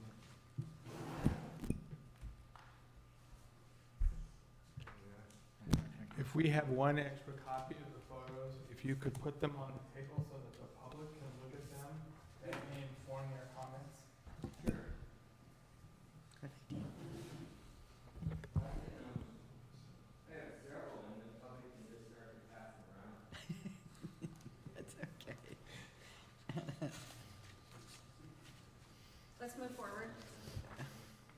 Okay, Richard, ready? Okay, hi. Richard Warner, 306 Whitley. I'm here to express opposition to this setback variance at this address. The pro- Richard, you speak up. You have your voice. How's that? Is that better? That's great. Much better. All right, sorry. excuse me. So since the inception of this project, it has changed. Originally, it was just, we're gonna fix up the existing building, no problem. We didn't have a problem with that at all. And then to our surprise, one day, the whole thing was demolished without permits. And at that time, they lost their legal non-conforming status. So the project's a lot bigger than the original footprint that was there. And we had no notice of it, and so we came to after the fact, we came to the Planning Commission.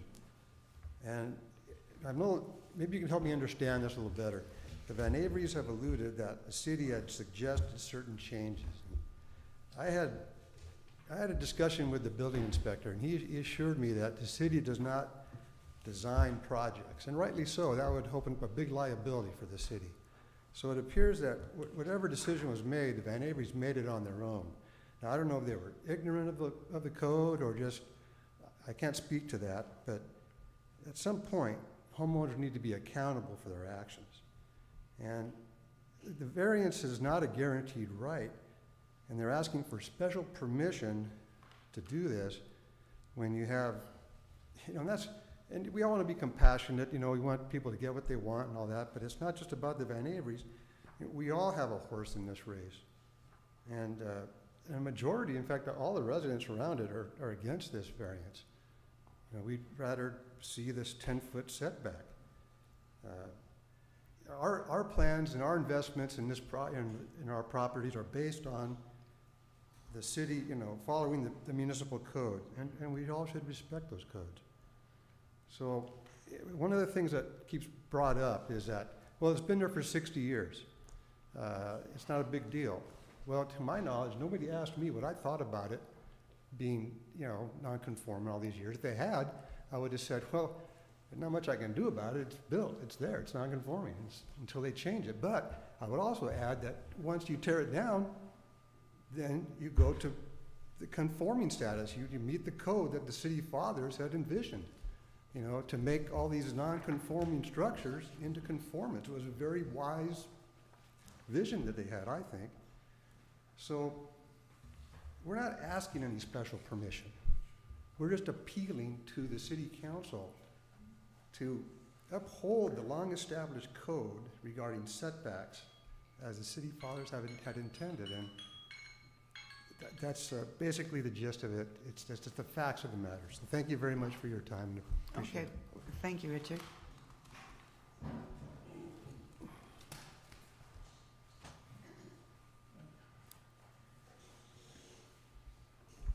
Good evening.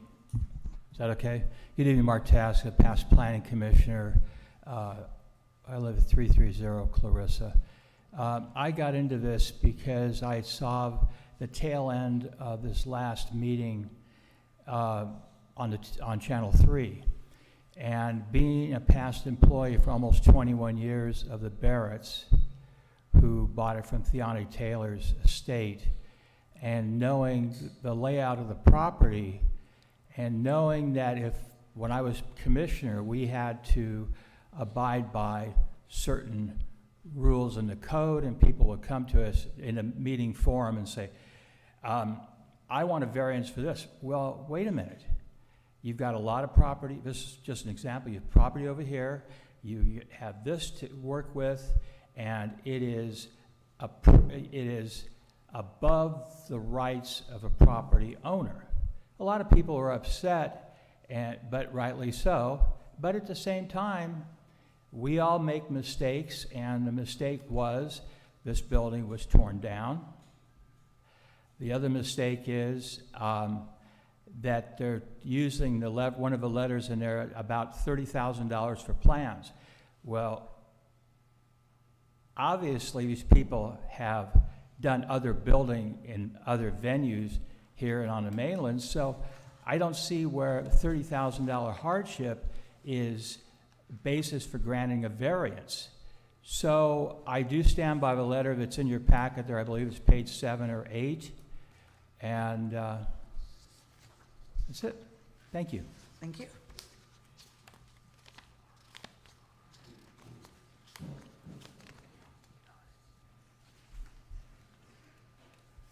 David Zeller, 5 Cabrillo Drive.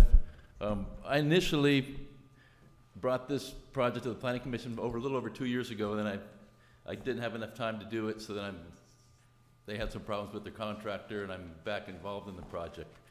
But 2 years ago, we brought it to the Planning Commission. We had a set of plans. There was no opposition.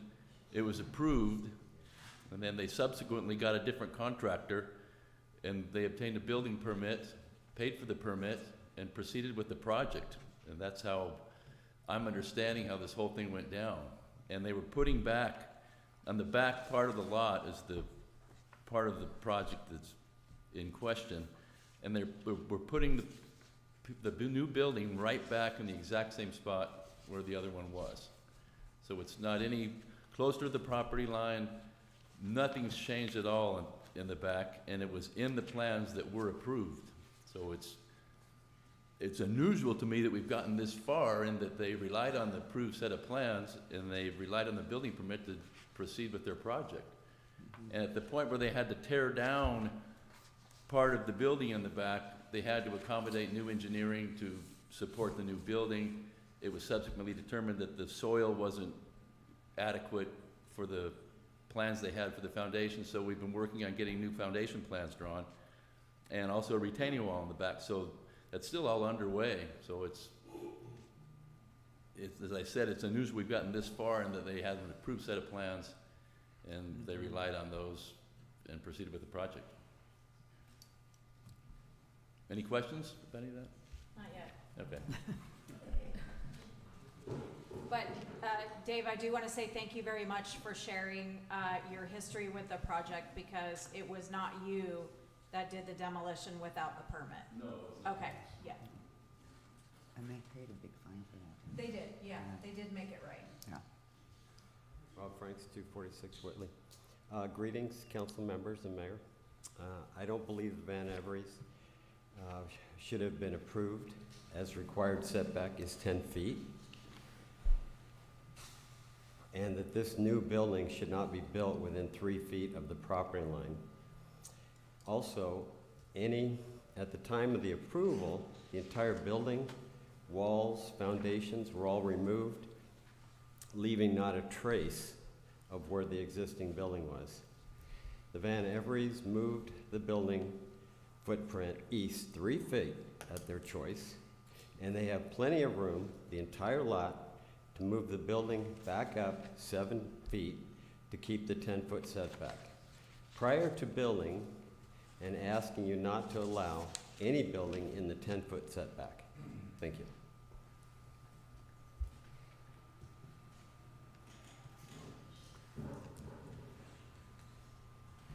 Hi, I'm Charlie Canby. I live at 242 Whitley. We're not complaining about what the planning commissioners did with the facts that they had.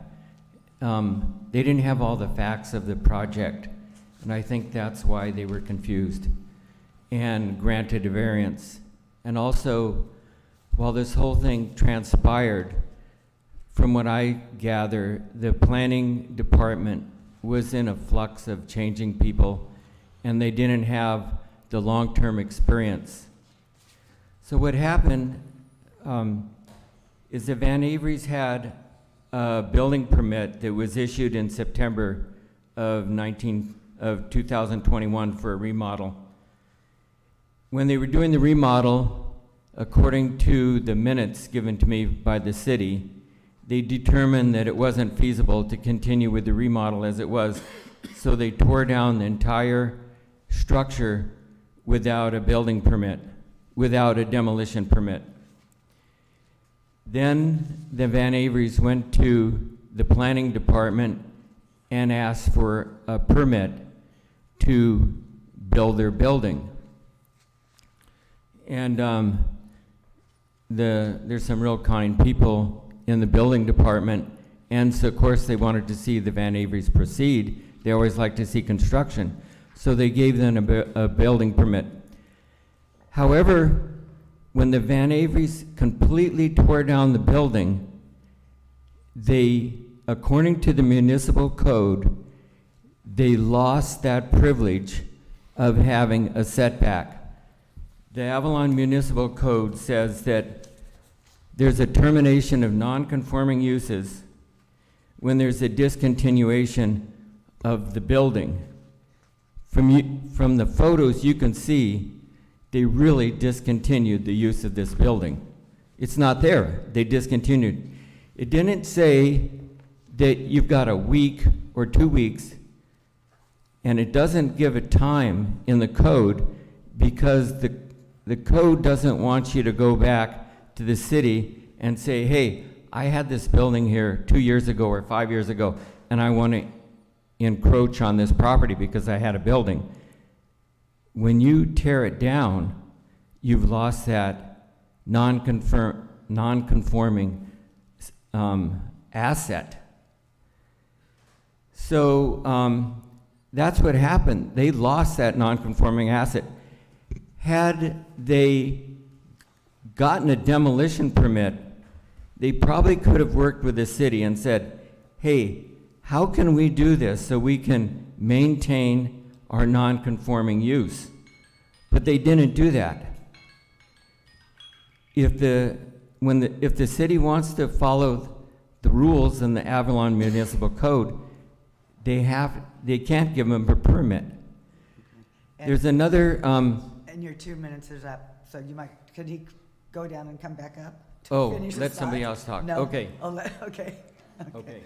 If I can just, for the record, the issue of the non-conforming use is not an issue. Everyone's conceded that. When they tore it down, the non-conforming use went away.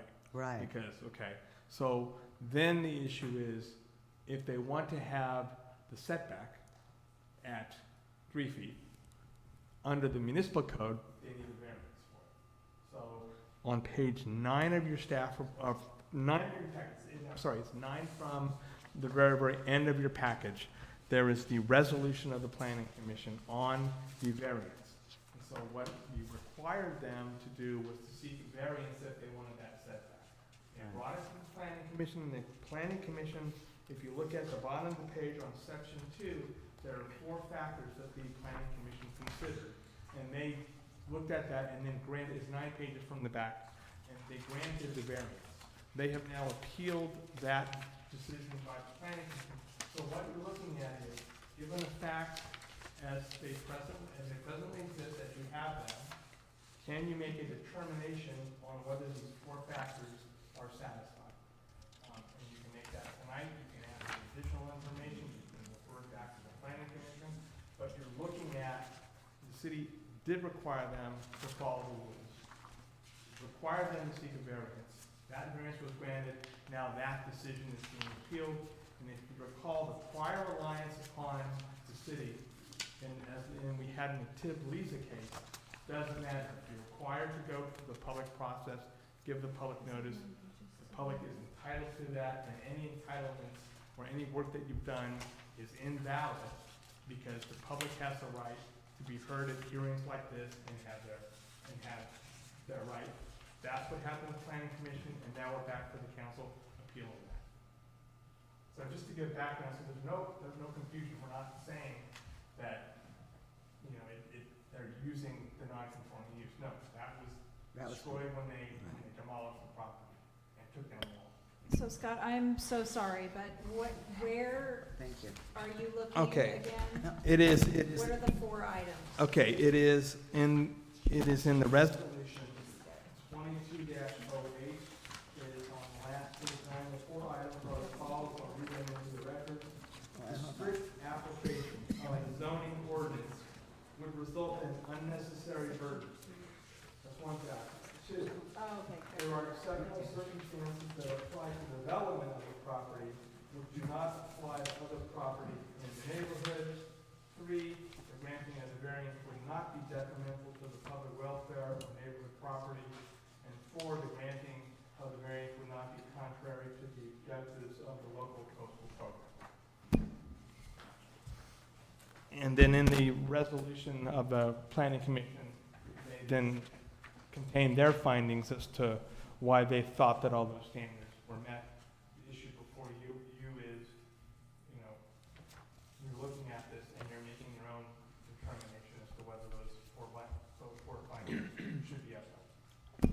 Are there any other comments before I close the public hearing?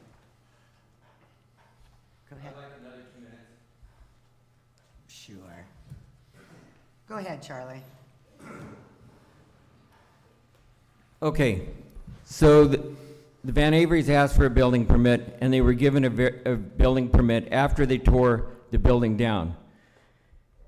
Then the neighbors complained, and it went to the Planning Commission. The staff of the building department wrote what I believe wrote in favor of granting the variance, but it was extremely biased. It was very, very biased. It said, well, they never had the Van Averys prove hardship. They said the hardship was that they would have to draw up new plans. But the plans they submitted were for a single-family house, not for a duplex that they wanted to build. So of course they had to draw plans. They didn't even hand in the right plans. When they were granted a variance just out in the field, it never went to the fire department for review. They said it wouldn't have any effect on the neighbors. How did they know it wouldn't have an effect on the neighbors when they voted, when they recommended approval? They never talked to the neighbors. So if you read their recommendation for approval of granting the variance, you'll see that it's completely one-sided. So the planning commissioners relied on that statement, the recommendation for approval, because the planning commissioners don't have time to read everything. So they rely heavily on that very biased recommendation. I think if it had not been biased, and if the planning commissioners had known all the facts in the background, had been told the details of how you lose a non-conforming setback variance, that they would have voted differently. Thank you. Thank you. Just sidebar real quick. Scott, please don't push the button when you're talking into your microphone because they're not picking it up on the video. Really? Yeah. That's interesting. It's Yeah. supposed to, okay. Just All right. Just don't touch it. Thank you. I'm sorry? Sure. If you have new information. I wouldn't say it's new information. However, Charlie made a good point in that as a builder, I rely on the planning commission to make sound decisions. That's how I make my living, and that's what they do in town for the good of our town. And it went to the planning commission originally, and they looked at the plans and they approved it. And then we had the circumstances that occurred, and it went back to planning commission. They reviewed it again, and they acknowledged again that it was okay and granted the variance. So I think twice it's been the planning commission that I rely on to make good decisions, and assume that you guys do too, and assume that the city does, and that's how we operate here in town. So we're getting, I guess, a third shot at it. So anyway, that's it. All right, thank you. And you can have 20 seconds. Can your wife say it? Let's have a little variety, you know. A wife can't build her house in a lot of space. Claudia Canby, 242 Whitley. So as the part of the hardship, they never proved, they never said, this is a hardship for us. They already have one house in the front. They have the other house. They have a huge lot, as you can see from the pictures. It's not like they're saying, oh, if we reduce it, it's going to be a little tiny house. But they don't. They have plenty of room to put it in the right spot. And the other thing is, he is uphill. He's on East Whitley. We're on Whitley. And where Robbie Frank's house is, his is 3 feet from the back wall already. And if they build up there, it's going to totally block all the sun and all the air for the whole back of the tenants in the back of that house. Okay. Thank you. Does anybody have a picture of the facility that was there before? Yes. Okay. So after we close the And- public Okay, hearing. and my next question to that would be, where was that building within however many feet? Okay, so, okay, if there's no other, we're gonna close the public hearing? Is your staff? No, right? No. Oh, never mind. Oh, never mind. I'll reopen it. Ron Louder, 265 East Whitley, next door neighbor. Originally, the original structure was about 3 inches from my property line, if you want to know where that was. And you can see the photos of what I'm looking at in my backyard for the last several years. I see no need for the variance because there's a good reason for allowing the setbacks. I mean, you need airflow through the buildings, one good reason. Also access for emergency fire departments and things like that to get in between the buildings. And I'm sure most of you realize that it's getting really, really hard to find insurance in this town. And if an insurance agent takes a look at the gap between the house and my yard, they're gonna say, we need to up your insurance because of fire hazards. So it has a direct impact on all the surrounding houses. And definitely finding insurance is one major issue. Mr. Zeller stated that there was no opposition against the original building of the thing.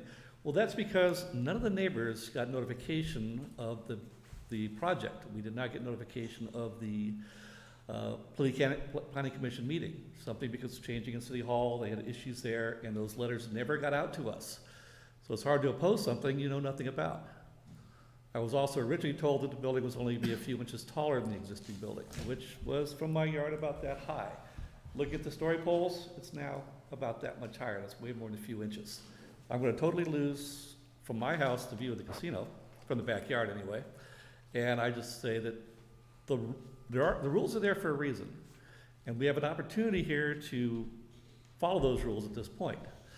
And if your only request for a variance is, I'd like a larger house, I don't think that's a legitimate reason for a variance, but that seems to me what they're asking for. So, I think I've said enough. Thank you. Thank you, Ron. Okay. Tom, are you gonna talk too? No, Tom is not speaking. Okay. Any more? Okay. Close the public hearing.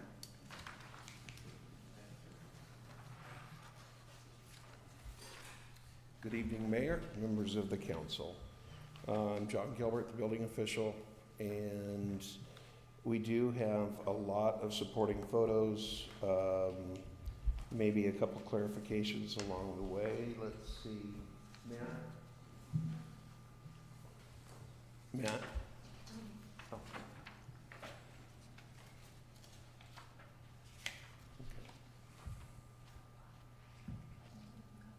And then just the arrows for the slides, right?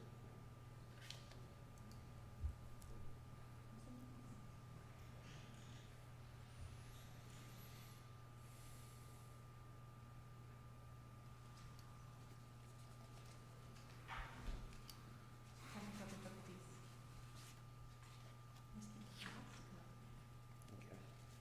And just use the arrow.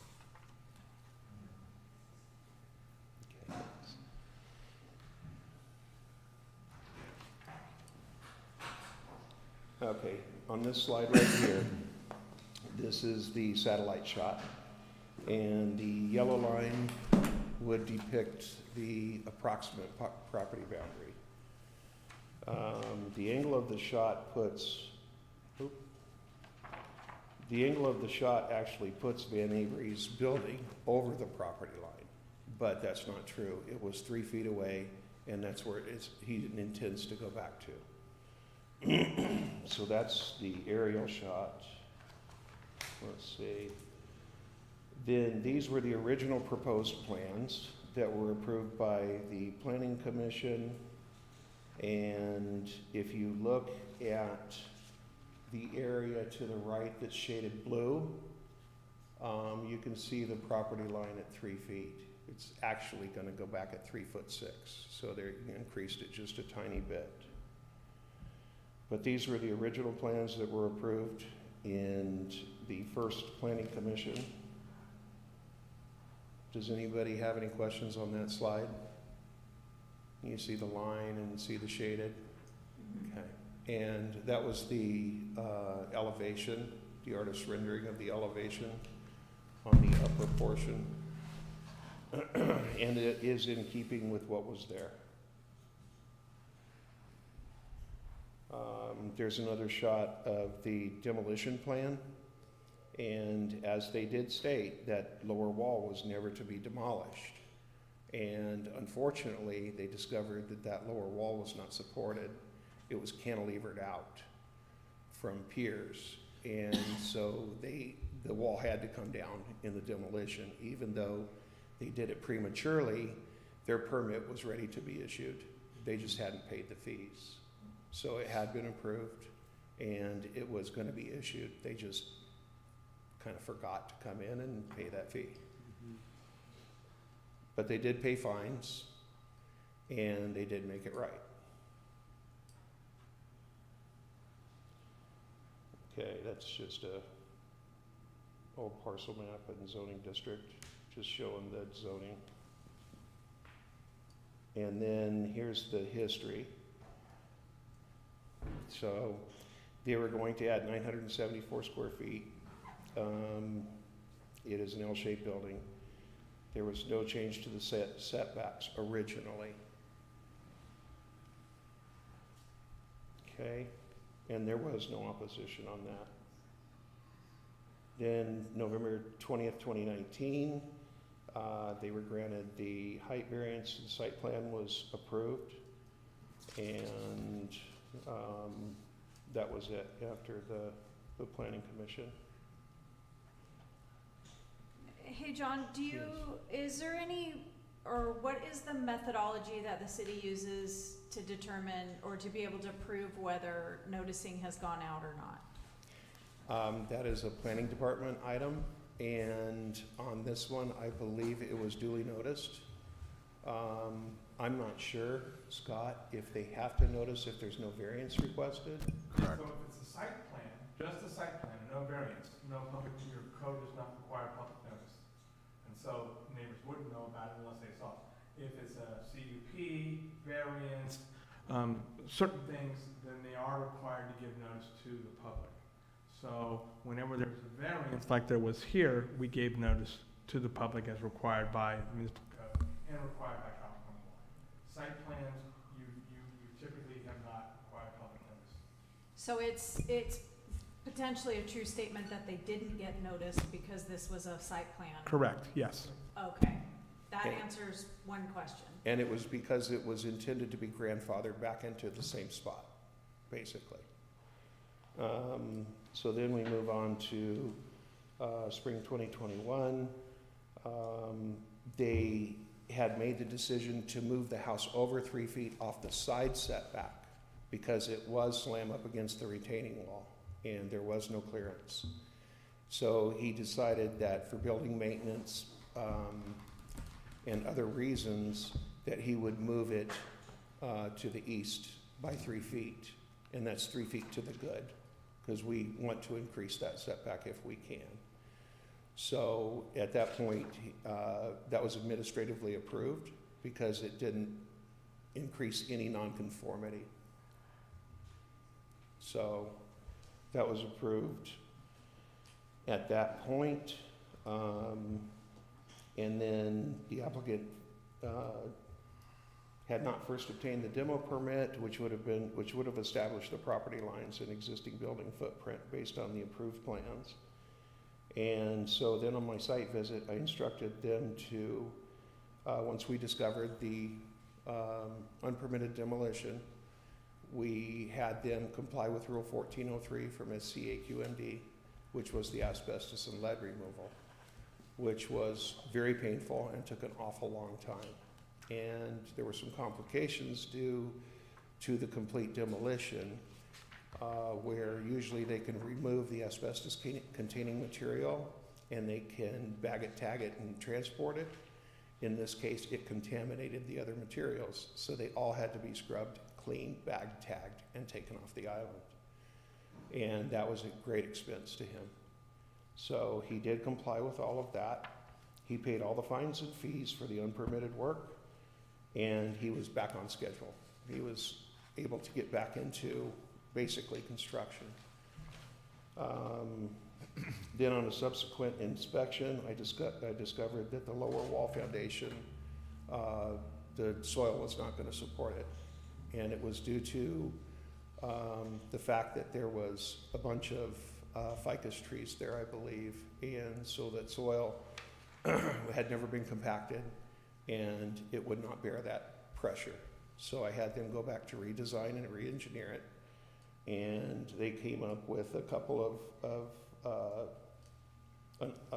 options that we did accept. We reviewed and accepted them. And so then, at that time, I brought it back to the city's attention that there could be a complication because that wall had been removed, but I had enough of a point of reference to say that to attest to the fact that it was at about 3 feet. And so I brought it back to staff, or to our staff, and the decision was made to take it back to Planning Commission and get that box checked to make sure that everybody had been noticed that the variance was granted. And so that's where we wound up with that. Can I just ask, in that council meeting, or that planning commission meeting was the March 2022 meeting? Yes. And did they originally were given a remodel permit, right? And did it ever come back through the city to get a new construction build permit? No, because it wasn't just a remodel. It was also 566 square feet of addition that was proposed in that original plan, and that had been approved. So it wasn't just a simple remodel. It was intended to always be an expansion. And that was the reason for the site plan approval, because that's what we go for then if it's just an increase in square footage and it doesn't create a bedroom, it doesn't create a bathroom, it doesn't create a kitchen. So there's other criteria that trigger other planning commission items. Got it. Okay, thank you. So let's see, and then we're down to the April 2022. Planning Commission approved, and they did grant the variance. Here's just another supporting photo or drawing of the setback and approximately where the 10-foot mark would be if we had to impose that. But you can see by the shaded areas, those were the areas of addition on the original plans, so they were always there. And then to the next slide. This is a shot of the balcony that was right up against the 3-foot line. That was the upper floor of the original apartment that was there toward the rear property line in question. And that just depicts how close it truly was to that hedge, to that property line. And then this is a shot that's further out, and it further explains why I couldn't see the property line on my site visits. There was a wooden deck there and then a lot of vegetation. But that clearly shows it right up against that hedge, which was actually ficus trees that were cut to look like hedges. You can see they're awful tall. All right, so then we put this on, I put this on there because I thought you could use a little bit of supporting documentation or on the application and variance consistency. And so a variance may be granted only after approved to the Planning Commission. The same does not constitute a grant of special privilege, shall not be inconsistent with the use of surrounding properties in the immediate location, and shall be granted only to overcome practical difficulties and prevent unnecessary hardship in the application of the provisions of the chapter.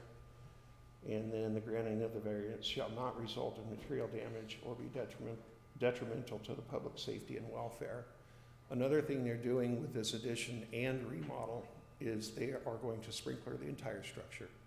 So it will have adequate fire protection, and then the lower wall of the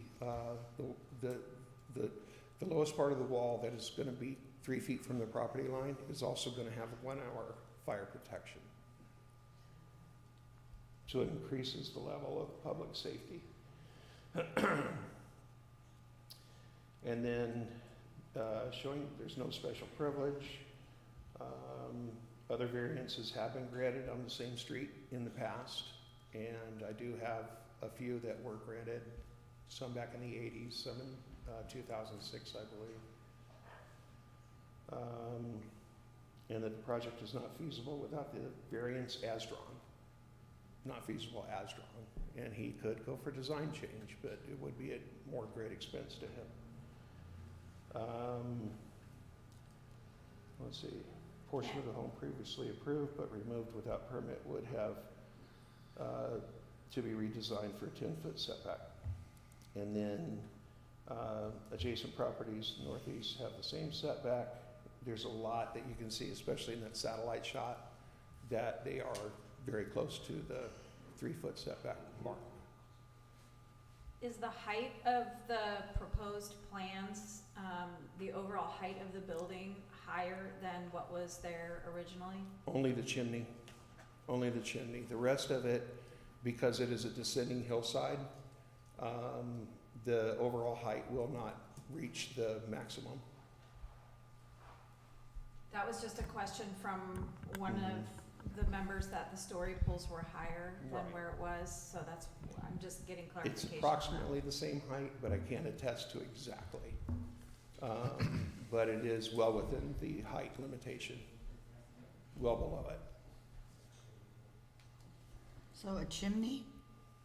Only the chimney would, they granted a variance for the chimney? Yeah, they, if you, in the history of this, I think in 2019, they granted a height variance for this, and the time for that, and public notice was given. No one, I mean, I don't recall if anyone complained, but that was granted. The time to appeal that is expired. Aren't there some cities that don't allow fireplaces anymore in chimneys? But that's not us. That's not you. Okay. Could be a consideration with all the fire. Can we double check that height? Just, I know it's, I mean, it's a concern, so if we can just clear up that concern, check it out, make sure it's the right height. Absolutely. Okay. We verify height, we verify setback once I have something I can measure too. I don't measure setbacks until the foundation wall is in, because their forms mean nothing to me, they move. So after that foundation wall is, that's when I verify location on site and sign it off or deny it. So I think that brings us to the public safety and welfare. It does add 3 feet to the southwest setback that was really up against that retaining wall. And it replaces degraded retaining walls on the rear of the property, which is kind of a fence between the property below, owned by Mr. Franks, I believe. And they will put a full retaining wall in there to retain this property, and that will also strengthen the foundation of the house.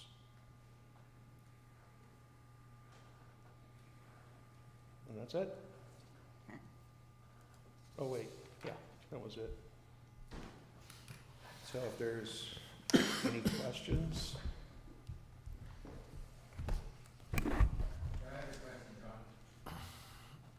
Where's the question coming from? I'm sorry. Oh, I'm sorry. Go ahead, Charlie, come up.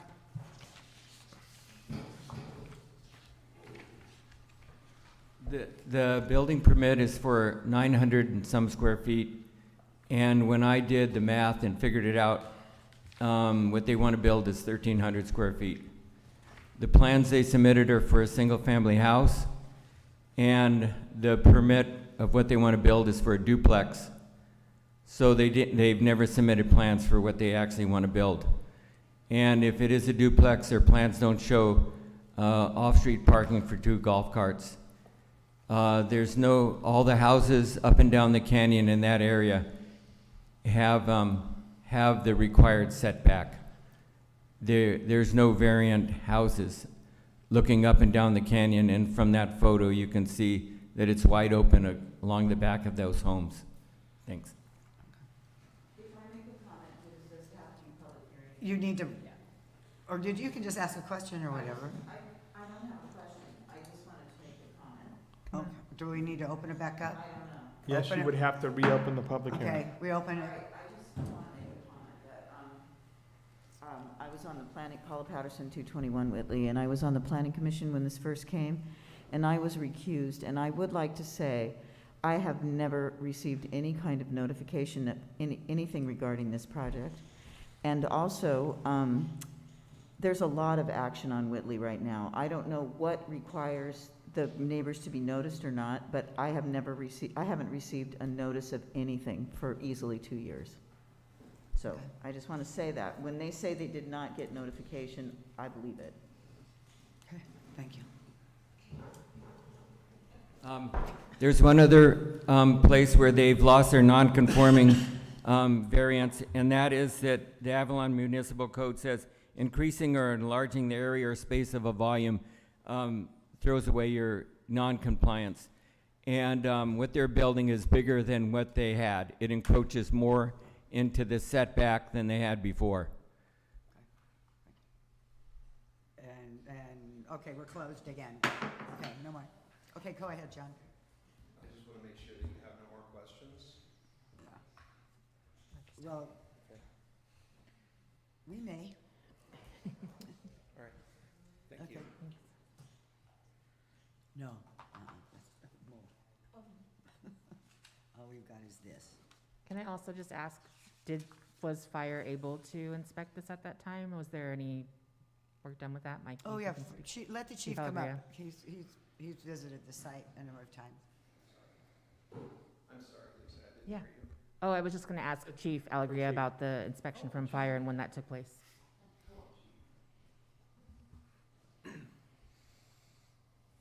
What was the question? When inspections did take place, and if there were inspections done prior or after to the demo of the wall? This started, we noticed this, John and I, when the Zane Gray caught fire.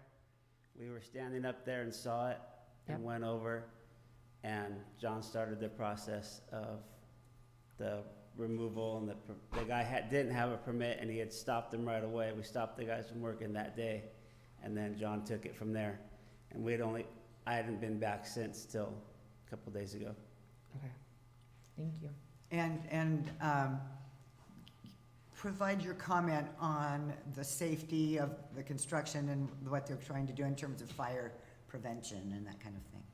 The old structure there, we had a fire there probably 5-6 years ago. The floor heater caught fire. Luckily, we were there quick. It was noticed quick. The neighbors called quick. But the building that's going up now will be a lot safer, stucco, sprinklered, the firewalls. And now we actually have access on the uphill side to get around. And that's how you would approach that if there was an issue from the, you don't know until it happens. Don't know until it happens, yeah. Exactly, yeah, okay. Just a basic question. And I think that this is the case, whenever there is a variance that comes towards the planning commission, doesn't it come through your desk as well to sign off on it? It should. In general? In general, yes. John and I, and Susanna, they always are asking questions. Comes up at staff meeting or at different times that they'll pop over and ask. Okay, thanks.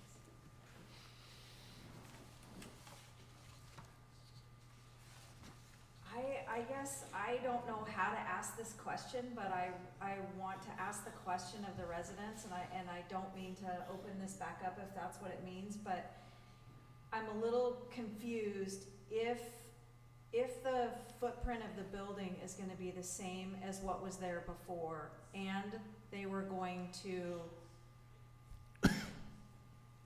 forget, they've already made it right that they've done something wrong. So they demoed the building, okay, they did it wrong, they made it right, they, got reprimanded, made it right. So I don't wanna take that into consideration, but if the building that's going in is like kind to what was there before, where is the concern? That's what I'm curious about. And I don't know how do you ask, do we have to open it up again, or do we get them to answer? If you want their responses, yes, or you could that could be a rhetorical question. I mean, maybe the council can talk about that You first. can. But that's my, Yeah, I was not under the impression, that the building was in setbacks, was out, or was where it was supposed to be before. I didn't realize that the building was already up against a property line and whatnot, so I'll just leave it for the council to talk about. So do you want them to answer that question? No, I want you guys to talk about it Oh, first. What are your okay. thoughts on that? Yeah. I don't know, I just feel like we either have to go see it because they're saying that it looks higher, but there's, our city saying that it's not, so it's like, I need proof, is it or not? I can't make a decision if I don't know. Well, and I don't know how much the height is the issue. Maybe, I don't think it's a big issue. It's more that setback. And I visited the site twice today. And there's the 3 feet that there was there before. And there's also, because we walked gingerly down the side of that building with all of the debris. And when I visited with Charlie, I saw it from Matt's house, or when I saw it, the other one I saw it walking down the side. And now it does have a 3 foot, so they can walk back there, which I think is an improvement. And the story poles, the rule is basically what, 28 feet? 23? I don't have that many fingers. 28, yeah. 28 feet is what is allowed. So, I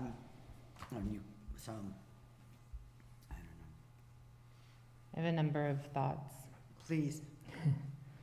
I understand, one, why the need to remove the wall was there.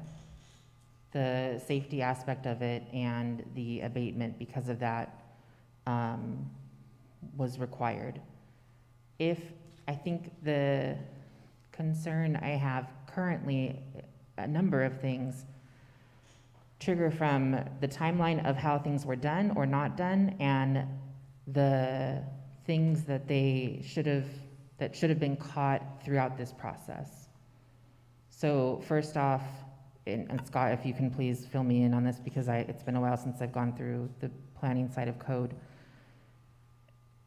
Does increasing the square footage of a building make it lose its non-conforming status, or is there a percentage or a square footage amount that triggers that? No, what it made it use its non-conforming status was the destruction of the wall that was not caused by a natural event. Right, and so the original intent of that in the code was to say that, if people refer to it often as the one wall rule, right? So if you keep one wall of the project, it can maintain its non-conforming status and be able to be kept with whatever variances that may include or have included previously. The usual intent is if a building is destroyed, not through the fault of the owner. Right. In other words, if something happens, the owner can build the structure back to what it was before, because it's not that owner's fault. What happened here was during the construction, it determined that the wall was not suitable. Right. And it was torn down. And so at that point, it was not a natural cause. It was the wall was old. Right. And needed to be reconstructed. So at that point, it lost its non-conforming status. But at some point, that wall would have been taken down at my direction. Correct. And that line that they established by leaving that wall is for my reference only. And once I approve that, they're clear to take it down. Because they don't just build the new house right to the old wall.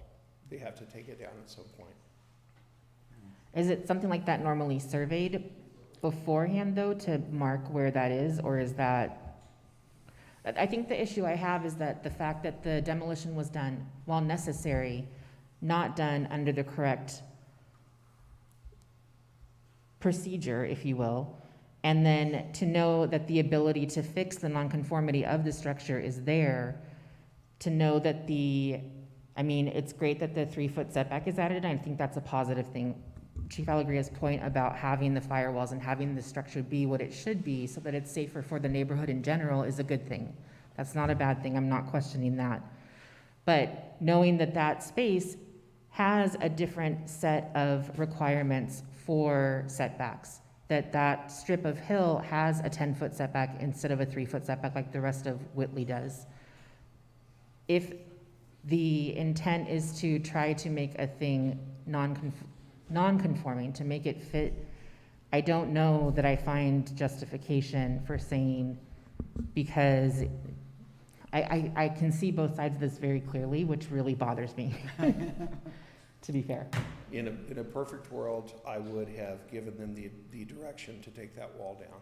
But Right. it would have only been probably a few days later after they paid their fines and the fees for the demolition. Right, but at that point, if that would have happened and it had been done in the right procedure, the neighbors would have been notified, there would have been an immediate hearing at the next available planning commission meeting, and they would have been able to address the variance. It wouldn't have been addressed at all because it was just grandfathered in. Well, it wouldn't, once it came down, it lost its grandfathering in. And so Right. at the point that they wanted to build it within that setback, because the wall was gone, that would require the variance, which is, again, why, frankly, when they called us, they said, do we need a variance for this? And we said, yes. Yeah.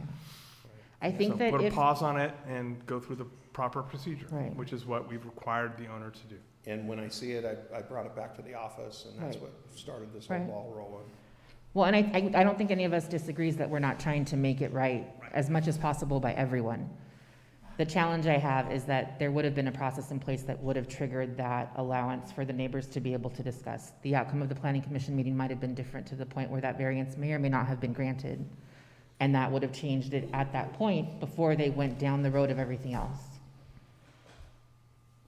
That leads me to two levels of direction and concern potentially. One, do right by the homeowner who was given the permission to do this, who has put the money and effort and time and delay into this, even though some of the missteps were their own. Two, do right by the people who were not noticed, who should have been noticed, who may or may not be more greatly affected by those changes, potentially offsetting pricing and cost of what was done already as well because of the issues with what was not done by the city. That's where I'm at right now. I would just say for the record, as far as I know, the variance at the planning commission was noticed and people did appear at the planning commission to protest it, and it was a 3-2 vote because it was back and forth. Now that That's it's been, correct. it's been, right, and Yeah. so, you know, the public has had their notice there, and they've had, again, we had to notice it for this hearing tonight. And if I could, I'm sorry, I just want to clear up the nonconformity issue that was raised in the appeal addresses the section of the code that talks about termination of nonconforming use. As Scott said earlier, and I just want to clarify, there's no changing of the use. It was Right, no, residential it's- before, it's residential now. That's not any of this issue, right? It's a non-conforming structure that is the issue. All right. It's a non-conforming structure because the structure was built within the setback. Do we have a current set of plans? We should. You mean here? Yeah, Are they on this or no? Yes, I do. okay. So my reason for asking that is also the question of what was granted versus what the plans are. Is it a duplex? Is it a single-family home? It's legally a 2-unit property. Uh-huh. So they had 2 units and they're going back to 2 units. And they have off-street parking on one, and then he bought the lot next door, so he had across the way, so he had a place to park his second golf cart. Yep. The lot across the street. And it kind of goes downhill. A little. Okay, I'm gonna weigh in. Do it. Okay. And like Lisa said, I see both sides. One of my issues I'm seeing right now is that the property owner isn't here. That bothers me that they're not here defending what they want. That the neighbors, and my other thing is that if I'm gonna build something in a neighborhood that's already formed with people who know each other, hang out with each other, do things together, I'm gonna work with those people to get it done right. I'm just not gonna do what I wanna do. And it just seems like it has become this battle that we're gonna have to settle when this whole process should have been worked out with the neighbors talking to the neighbors and saying, no, you really, that type of thing. But it bothers me that the property owner isn't here. And they brought their contractor in instead because he could speak more specifically to the project, I would imagine. Yeah. But still, I know it bothers you, and I asked if they were gonna be here, and they said, no, they weren't, they were on vacation. I know. but they were okay to tear down a building over a weekend without a permit.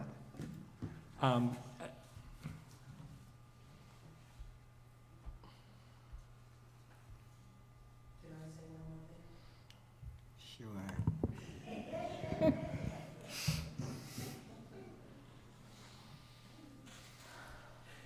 Claudia Canby again, 242 Whitley.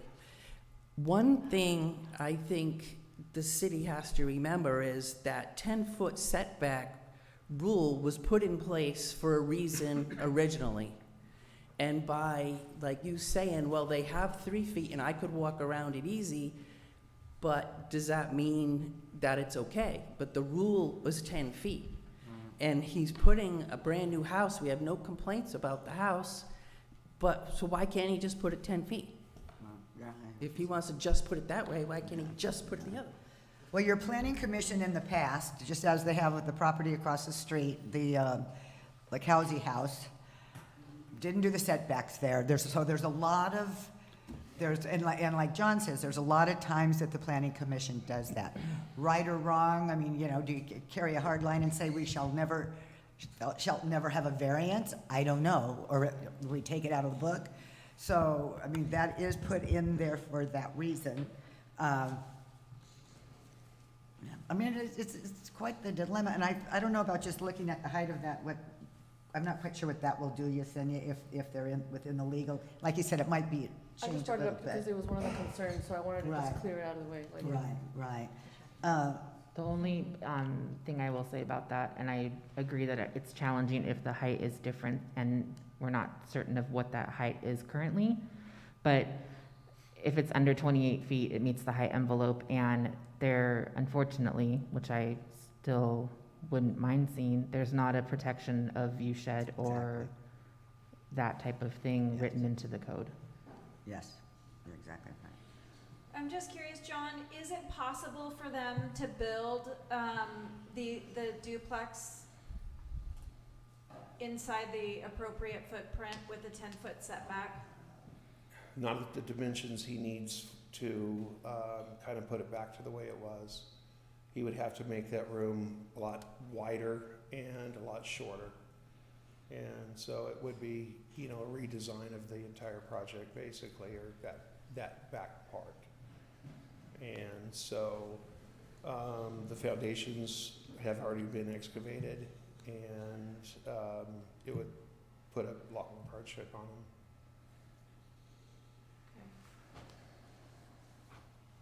You're gonna say something? Yeah, because if we uphold the appeal, they're going to have to do the same thing. They're gonna have to go back and redesign it. So, Yes. Well, if you look, usually don't do that. Well, this is actually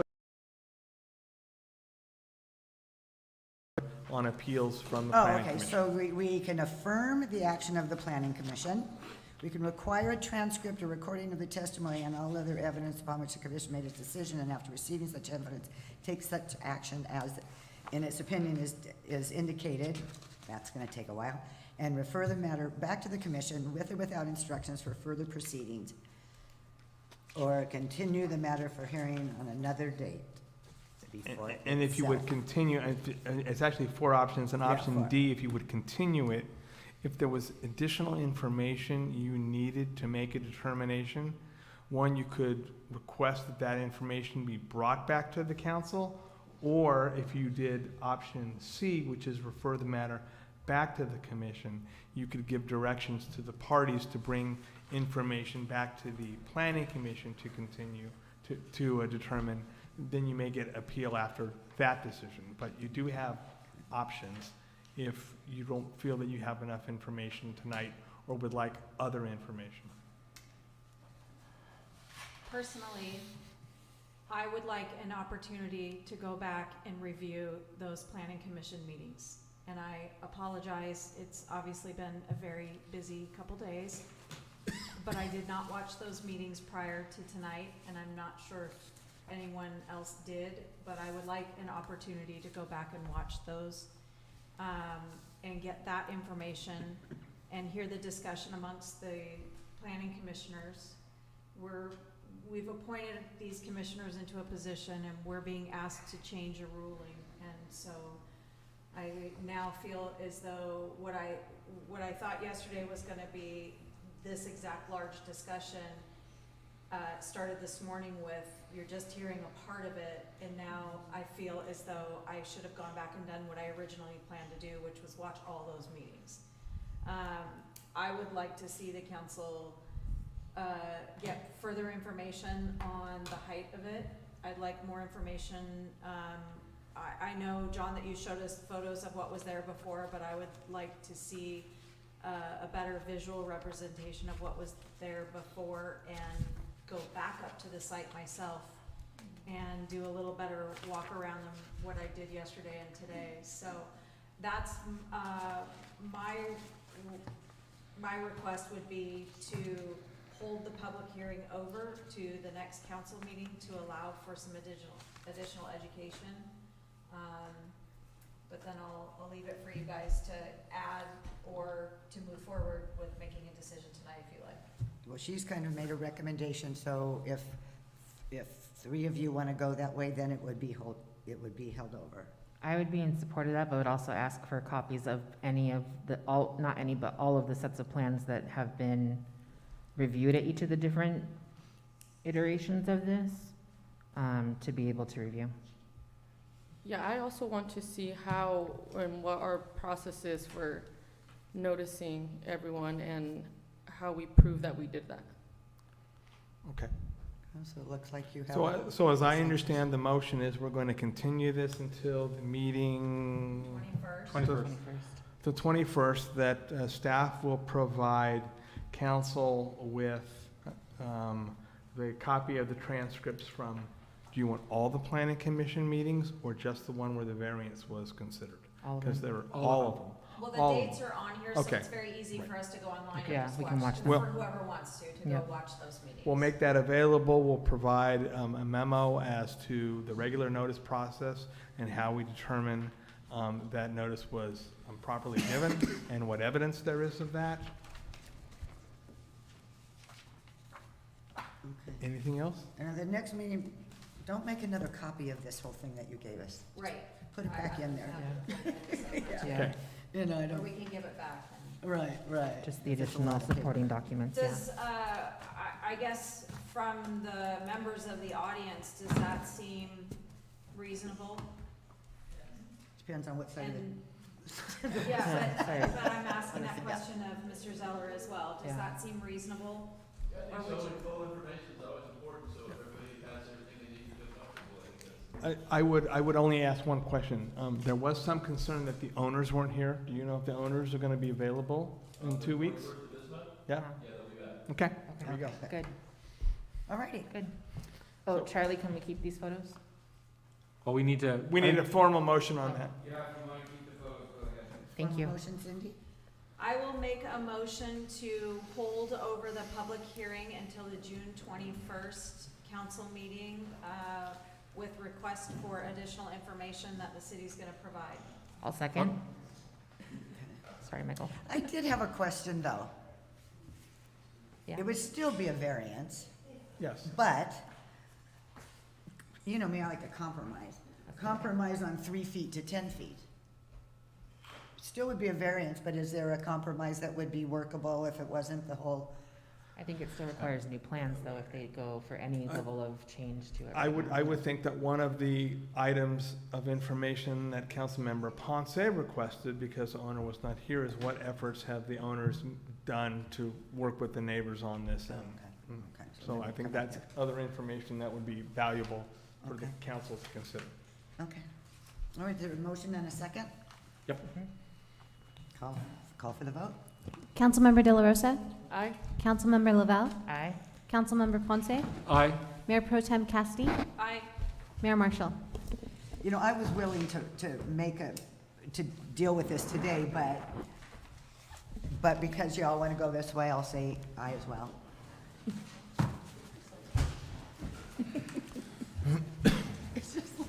Thanks, everyone.